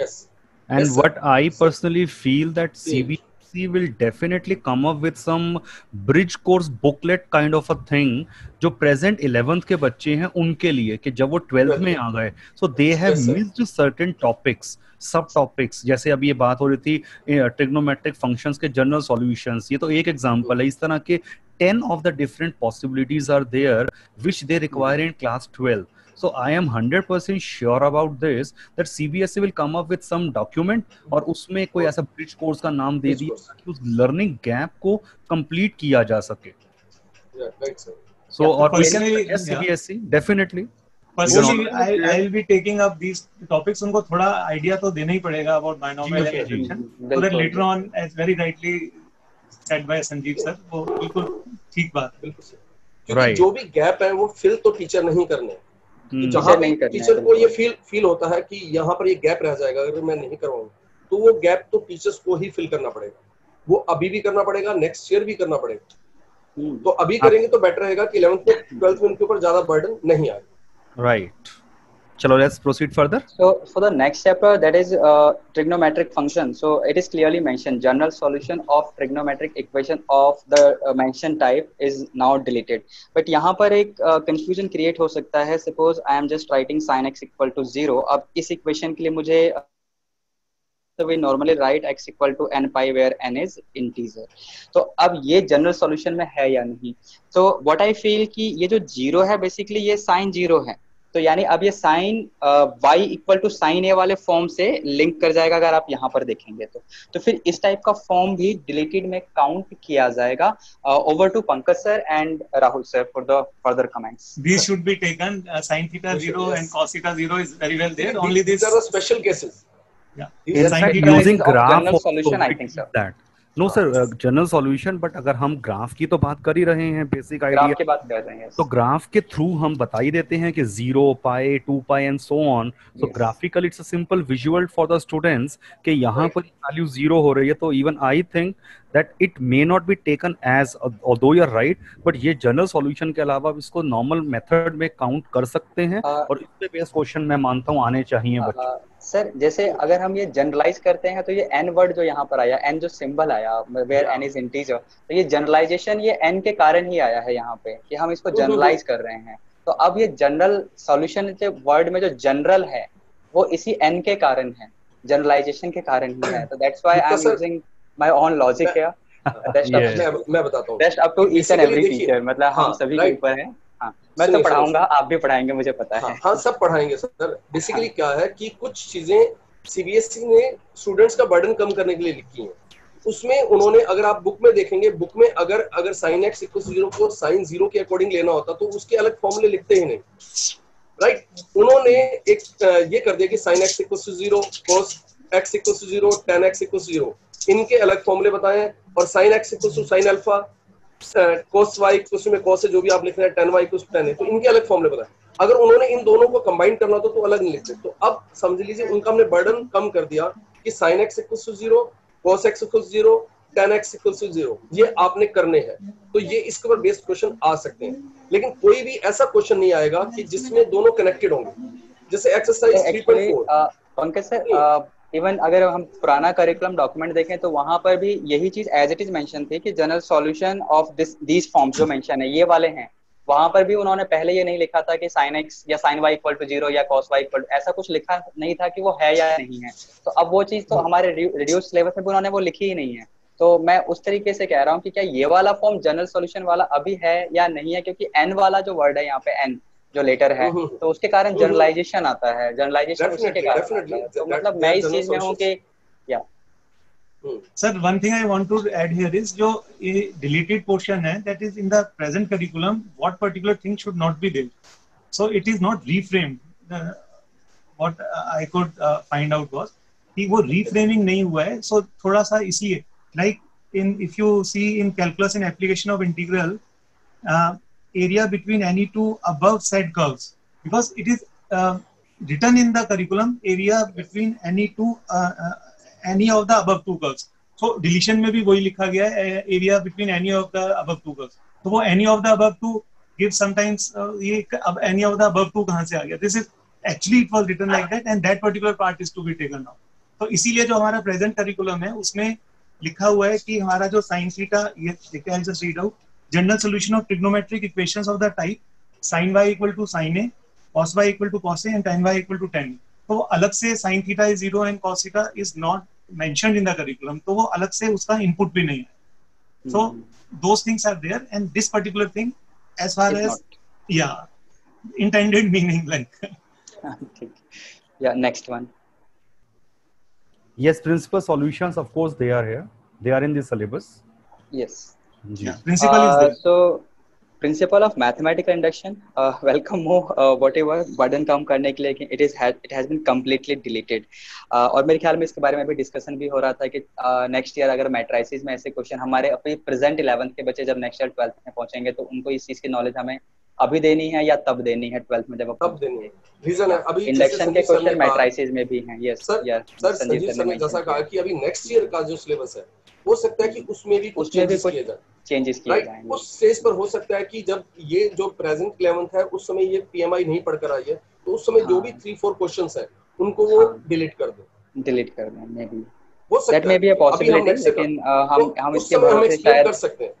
अगर अभी इसके भरोसे बैठना है तो नेक्स्ट ईयर पढ़ाना पड़ेगा, या फिर अभी पढ़ा दो तो अगले साल जो होगा देखा जाएगा. कुछ एक्स्ट्रा नॉलेज का कोई लॉस नहीं होगा. अगर हम उस स्टूडेंट्स के बर्डन कम करना तो अगर हम फिर हर टॉपिक को अगर सपोज पीएमआई है इसका कोई अभी प्रेजेंट 11th में आगे कहीं पर भी कनेक्शन नहीं है तो अगर हम टाइमिंग इसको नहीं भी करवाएंगे, हाँ लास्ट में हमारे पास टाइम बचता है तो हम इस चैप्टर को लेकर उनको बता सकते हैं कोई भी टीचर. अदरवाइज इसको 12th में भी बताया जा सकता है कि उस समय की क्या सिलेबस प्रिस्क्राइब होता है, वो इसको कट करते हैं या उसको रखते हैं, क्योंकि चेंजेस 100% होगा वहां पर भी. कि अगर इस बार का स्टूडेंट 30% सिलेबस कम पढ़ रहा है, देखिए ये तो टीचर्स के ऊपर है कि टीचर्स करवा रहे हैं, लेकिन सीबीएसई के अकॉर्डिंग तो 30% कम कर दिया। तो 12th में भी डेफिनेटली उनको कुछ ना कुछ चेंजेस उस समय जो प्रेजेंट 11th वाले जब 12th में जाएंगे उनके लिए चेंज करना ही पड़ेगा। तो वो उनकी जो भी मीटिंग्स होंगी या जैसा भी सिलेबस वो लाएंगे तो उसके अकॉर्डिंगली भी डिस्कस किया जा सकता है। So let's be quickly, I mean, little bit quick. It's Okay, already sir. 10:20. In complex numbers, I'm not going to discuss about whatever is deleted, but there is one question that we can discuss about. Questions requiring the use of general solutions of trigonometric functions are there in NCERT miscellaneous of chapter 5, 11th class. So these type of question which require the knowledge of those deleted portion from the previous chapters should stand cancelled, should stand deleted. Chapter 6 that is as it is intact है, कोई change नहीं है. Chapter 7 में अब यहाँ पर derivation of the formulas for NPR and NCR means permutation and combination, and their connection means NPR is equal to R factorial times NCR. These are deleted. So Pankaj sir and Rahul sir. नहीं sir, बिल्कुल सही है कि जो complex number में जो questions है, find real theta for purely imaginary for purely real, उसमें कहीं पर जो जनरल सॉल्यूशन यूज होगा तो उसके अकॉर्डिंगली वहां पर स्टूडेंट थीटा की वैल्यूज अगर प्रिंसिपल वैल्यूज के अकॉर्डिंगली बताएगा तो ठीक किया जाएगा, क्योंकि हमने उसको ये क्वेश्चन भी ऐसे ही फ्रेम करना चाहिए, राइट? क्वेश्चन भी ऐसे ही फ्रेम करना चाहिए, वो मतलब for all real values of theta की जगह वहां उनको theta belongs to particular quadrant में मेंशन करना चाहिए, पर्टिकुलर इंटरवल्स दे दिया जाए। Definitely sir I think as far as I remember वो sin थीटा इक्वल टू 0 ही कुछ बन रहा था उसमें, बहुत है ना? लेकिन उसमें सर उस क्वेश्चन में ना सर प्योरली इमेजिनरी पूछते हैं, प्योरली इमेजिनरी उसमें ना टीचर्स कुछ अपनी तरफ से मॉड्यूलेशंस कर देते हैं ना, प्योरली रियल का प्योरली इमेजिनरी ऐसा कुछ कर देते हैं, उसमें जनरल सॉल्यूशन की यूज होता है। अच्छा, मोरओवर एक और चीज मैं कहना चाहूंगा कि हम डिस्कस कर रहे हैं कि टीचर्स जैसे आपने अभी कहा पीएमआई करवा देना चाहिए नेक्स्ट से। देखिए इस बार प्रॉब्लम ऐसी है कि स्टूडेंट्स ऑनलाइन पढ़ रहे हैं, वो हर चीज को अंडरस्टैंड करने के लिए उनको ऊपर टाइम हमारा ज्यादा लग रहा है कि जहां हम अगर क्लास में जब ऑफलाइन उनके फेस टू फेस होते थे, जो चीज हम उनको 4 पीरियड्स में समझा सकते थे, अब हमारे 6 पीरियड लग रहे हैं। तो अभी टाइमिंग नेक्स्ट ईयर होपफुली बिल्कुल टाइम सही होगा, तो कुछ चीजें जो कनेक्टेड नहीं है प्रेजेंट सिलेबस से, तो उनको अगर टीचर छोड़कर बाकी चीजों पर स्ट्रेस और देगा, जैसे अभी पीएमआई की बात ही मैं लेकर चल रहा हूँ, तो पीएमआई जरूरी नहीं है कि इस साल करवाया जाए, आप इसका जो स्ट्रेस है वो और दूसरे चैप्टर्स पर करिए, उनको बार बार दूसरे टॉपिक करवाएं तो बेटर रहेगा। ये मेरा व्यू है sir. A child if he is sitting in front of the screen, तो उसका स्क्रीन टाइम अगर 4-5 hours is sitting, so obviously उसका स्ट्रेस भी इंक्रीज हो रहा है and the child is not able to focus. Yes sir या तो अभी अगर हम बच्चों को ये 3 चैप्टर अभी फॉर नॉट फॉर असेसमेंट है, that thing if it is conveyed to them, तो they will be very happy once you are able to finish your curriculum syllabus. तो उनको ये 2-3 चैप्टर्स का idea that can be given later on once you are able to finish, and might be we hope and wish कि at that time ये this COVID thing will also be gone. Yes sir. जैसे Amit sir कह रहे हैं, Amit sir ने बताया कि जैसे ब्रिज कोर्सेज, उस समय हम कोई भी ऐसा जो 11th से 12th में आएंगे बच्चे, उनके लिए कोई ऐसा ब्रिज कोर्स की जो हमने सिलेबस 11th में उनको नहीं करा, तो उनके लिए कुछ टाइम उस समय एक्स्ट्रा निकालें जब वो हमारे सामने ऑफलाइन होंगे, तो वो ज्यादा बेटर रहेगा। And that will be in March 2022. Then these जो present 11th में है, Yes. जो present 11th 22, yes sir. So lot of time and there will be so many. Yes sir. Yeah. We have already talked about the next slide means chapter 8 has already been discussed I think here. हमने पहले बात कर ली है, and sequences in series that is chapter 9। तो यहाँ पर special sequences का जो एक्सरसाइज है उसमें समेशन ऑफ के स्क्वायर एंड समेशन ऑफ के, ये डिलीटेड हो गया है, तो ठीक है, बच्चों का बर्डन कम होगा। I think we should move on to the next slide. Yes sir, या कुछ अगर इनपुट्स सर को देने हैं? सर ये स्ट्रेट है, कुछ नहीं है कि स्पेशल सीक्वेंसेस जो है वो डिलीट कर दिए, जीपी और एपी पर ही क्वेश्चंस में सर। यस, सप्लीमेंट्री पार्ट है जी। Next slide, coordinate geometry that is straight line. अब यहाँ पर सप्लीमेंट्री पोर्शन जो है वो डिलीट हो गया है, ठीक है। कॉनिक सेक्शन में एज सच जो था वो अभी भी है, यहाँ पर जो चीजें मेंशन्ड है, I was going through a discussion in the day time with some esteemed teachers present in the session also, and as mentioned यहाँ जो टॉपिक इन्होंने डिलीट किए हैं, अदरवाइज भी कई स्कूल में वो चीजें नॉर्मली पढ़ाई नहीं जाती थी, लेकिन जो जी मेन के लिए बच्चे प्रिपरेशन करते हैं कॉम्पिटिटिव एग्जाम्स की कोचिंग सेंटर में जाकर, वहाँ पर ये चीजें पढ़ाई जाती थी, तो टीचर्स जो स्कूल के हैं नॉर्मली इन चीजों को वैसे भी स्किप कर देते थे। इनके ऊपर क्वेश्चंस भी एनसीईआरटी में नहीं है, बट यस कंसेप्ट है जो एनसीईआरटी में चैप्टर 11 में शुरू के 2-3 पेज हैं, वहां पर ये कंसेप्ट मेंशन है कि जो डीजेनरेटेड लाइंस का जो कंसेप्ट आपको यहाँ पर मेंशन दिख रहा होगा। तो ये डिलीटेड हो गया है, क्वेश्चन तो पहले भी नहीं थे और अभी भी एनसीईआरटी में नहीं है, तो ठीक है, इसके बारे में इतनी वरी की जरूरत नहीं है। Introduction to 3D geometry, so it is intact, जैसा था वैसा ही है। Over to sir Pankaj sir and Rahul sir.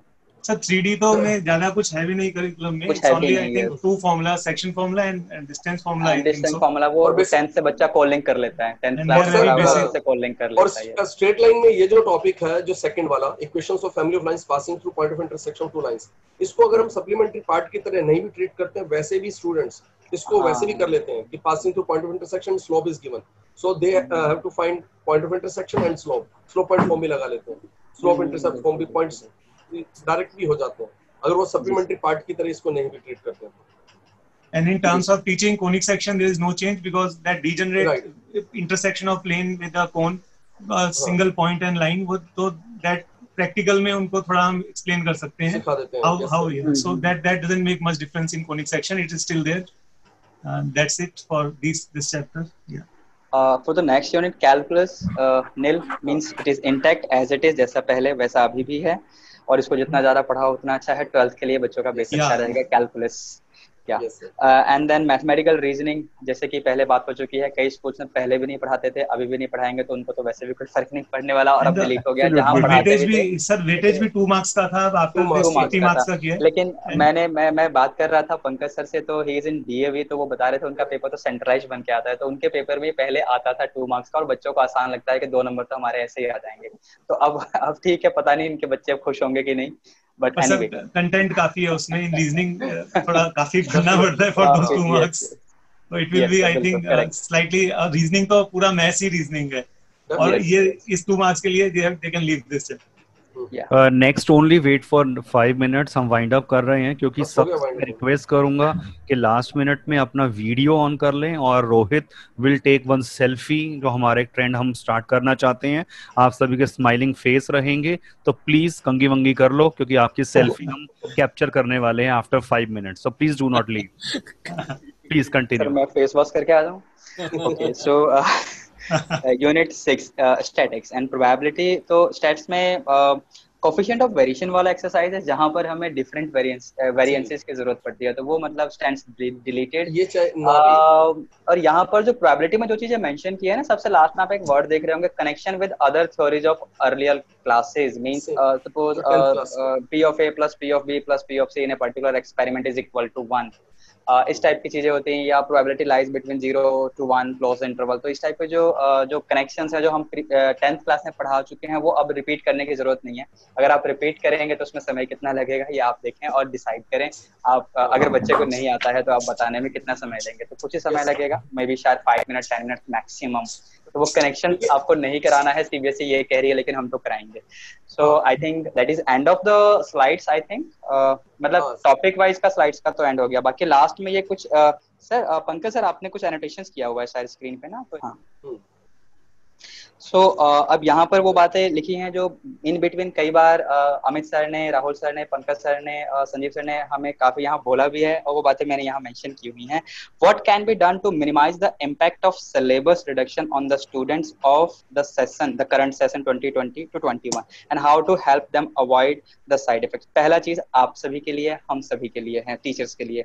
As teachers we can ensure to make students familiar with the deleted portion of the syllabus if time permits, जो कि शायद पता नहीं मिलेगा या कब मिलेगा, एंड होपफुली मिले, जल्दी मिले हमें। ऑफलाइन क्लासेस स्टार्ट हो जाएंगे तो हम टाइम मैनेज कर लेंगे। और सेकंड थिंग पॉलिसी मेकर्स के लिए है, जो फ्यूचर के लिए है, जो ये हमारे स्टूडेंट्स जो इस साल 12th में हैं, उनके लिए मैं ज्यादा कंसर्न हूँ, क्योंकि वो next year under graduate programs में एडमिशन लेंगे, बाहर के कंट्रीज में भी जाएंगे, फॉरेन कंट्रीज में जाकर वहाँ स्टडी करने के लिए, फॉरेन एजुकेशन के लिए। तो उन बच्चों के लिए, फिर इंडिया में भी, तो ये उनके लिए है कि जो ब्रिज कोर्स वाली बात है बीच में हो रही थी, तो मैंने वो मेंशन भी किया हुआ। Can policy makers ensure to enrol students of the session, the current session, in a bridge course in the higher education if the course selection requires, mean suppose the student goes for BTech, तो अब उसके लिए अगर कोई ऐसी चीज की जरूरत है जो उसने अभी इस साल 12th में नहीं पढ़ा, तो क्या उसके लिए ब्रिज कोर्स ऐसा बनाया जा सकता है?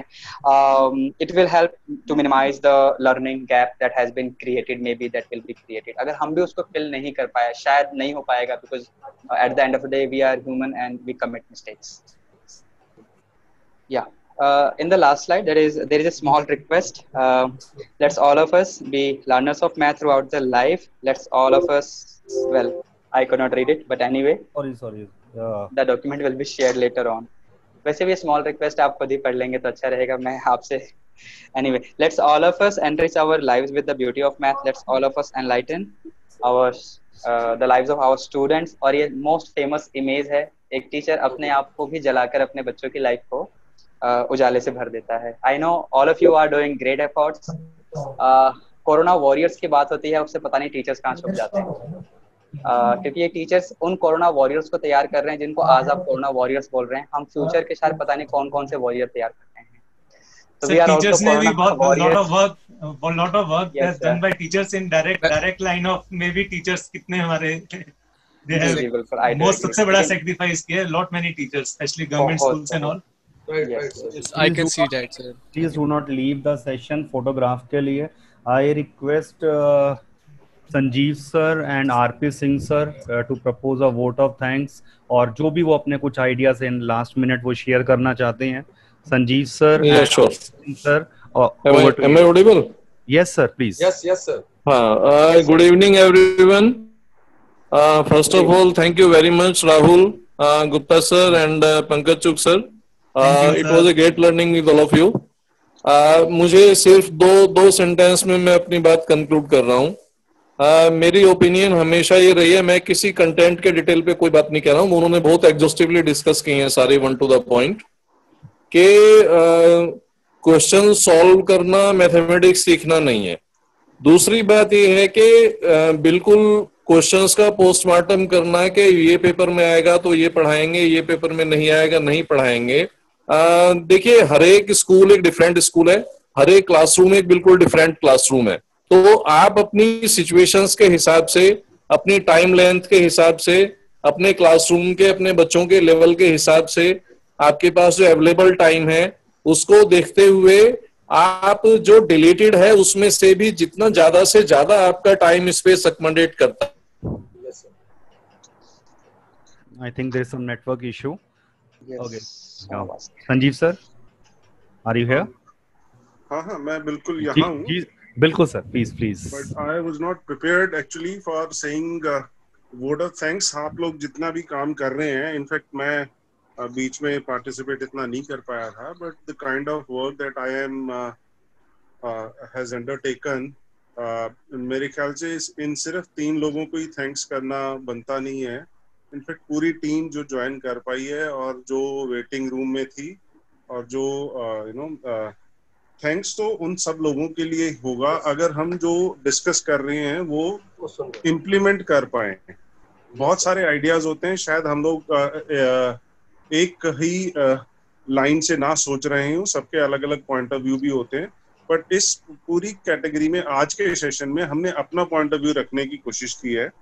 वी हैव नॉट डिस्कस कि सीबीएसई ने ऐसा क्यों किया, ऐसा क्यों नहीं किया, और जो हम लोगों ने सोचा कि बच्चों के लिए क्या अच्छा होगा।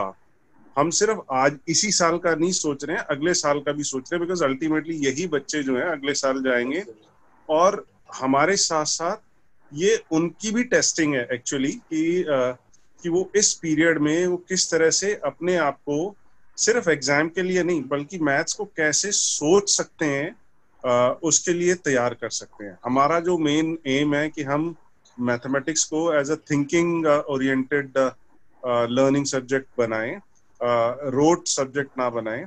तो उस चीज से डेविएट ना होके हम सिर्फ ये सोचें कि हमें सेलेक्टेड क्वेश्चंस उठाने हैं और उसमें अगर हम सिलेबस से थोड़ा सा एक्सटेंड करके भी कुछ उनको बता पाएं तो उसमें उनकी भलाई होगी, क्योंकि अल्टीमेटली हमारा काम सिर्फ इतना नहीं है कि कोर्स कवर करना है, और वो भी एग्जाम के पॉइंट ऑफ व्यू से, जैसे आरपी सर ने बोला, तो सिर्फ ये सोच के पढ़ाएं कि हम कैसे उनको इन्वॉल्व करें ताकि वो मैथ्स के बारे में सोचें।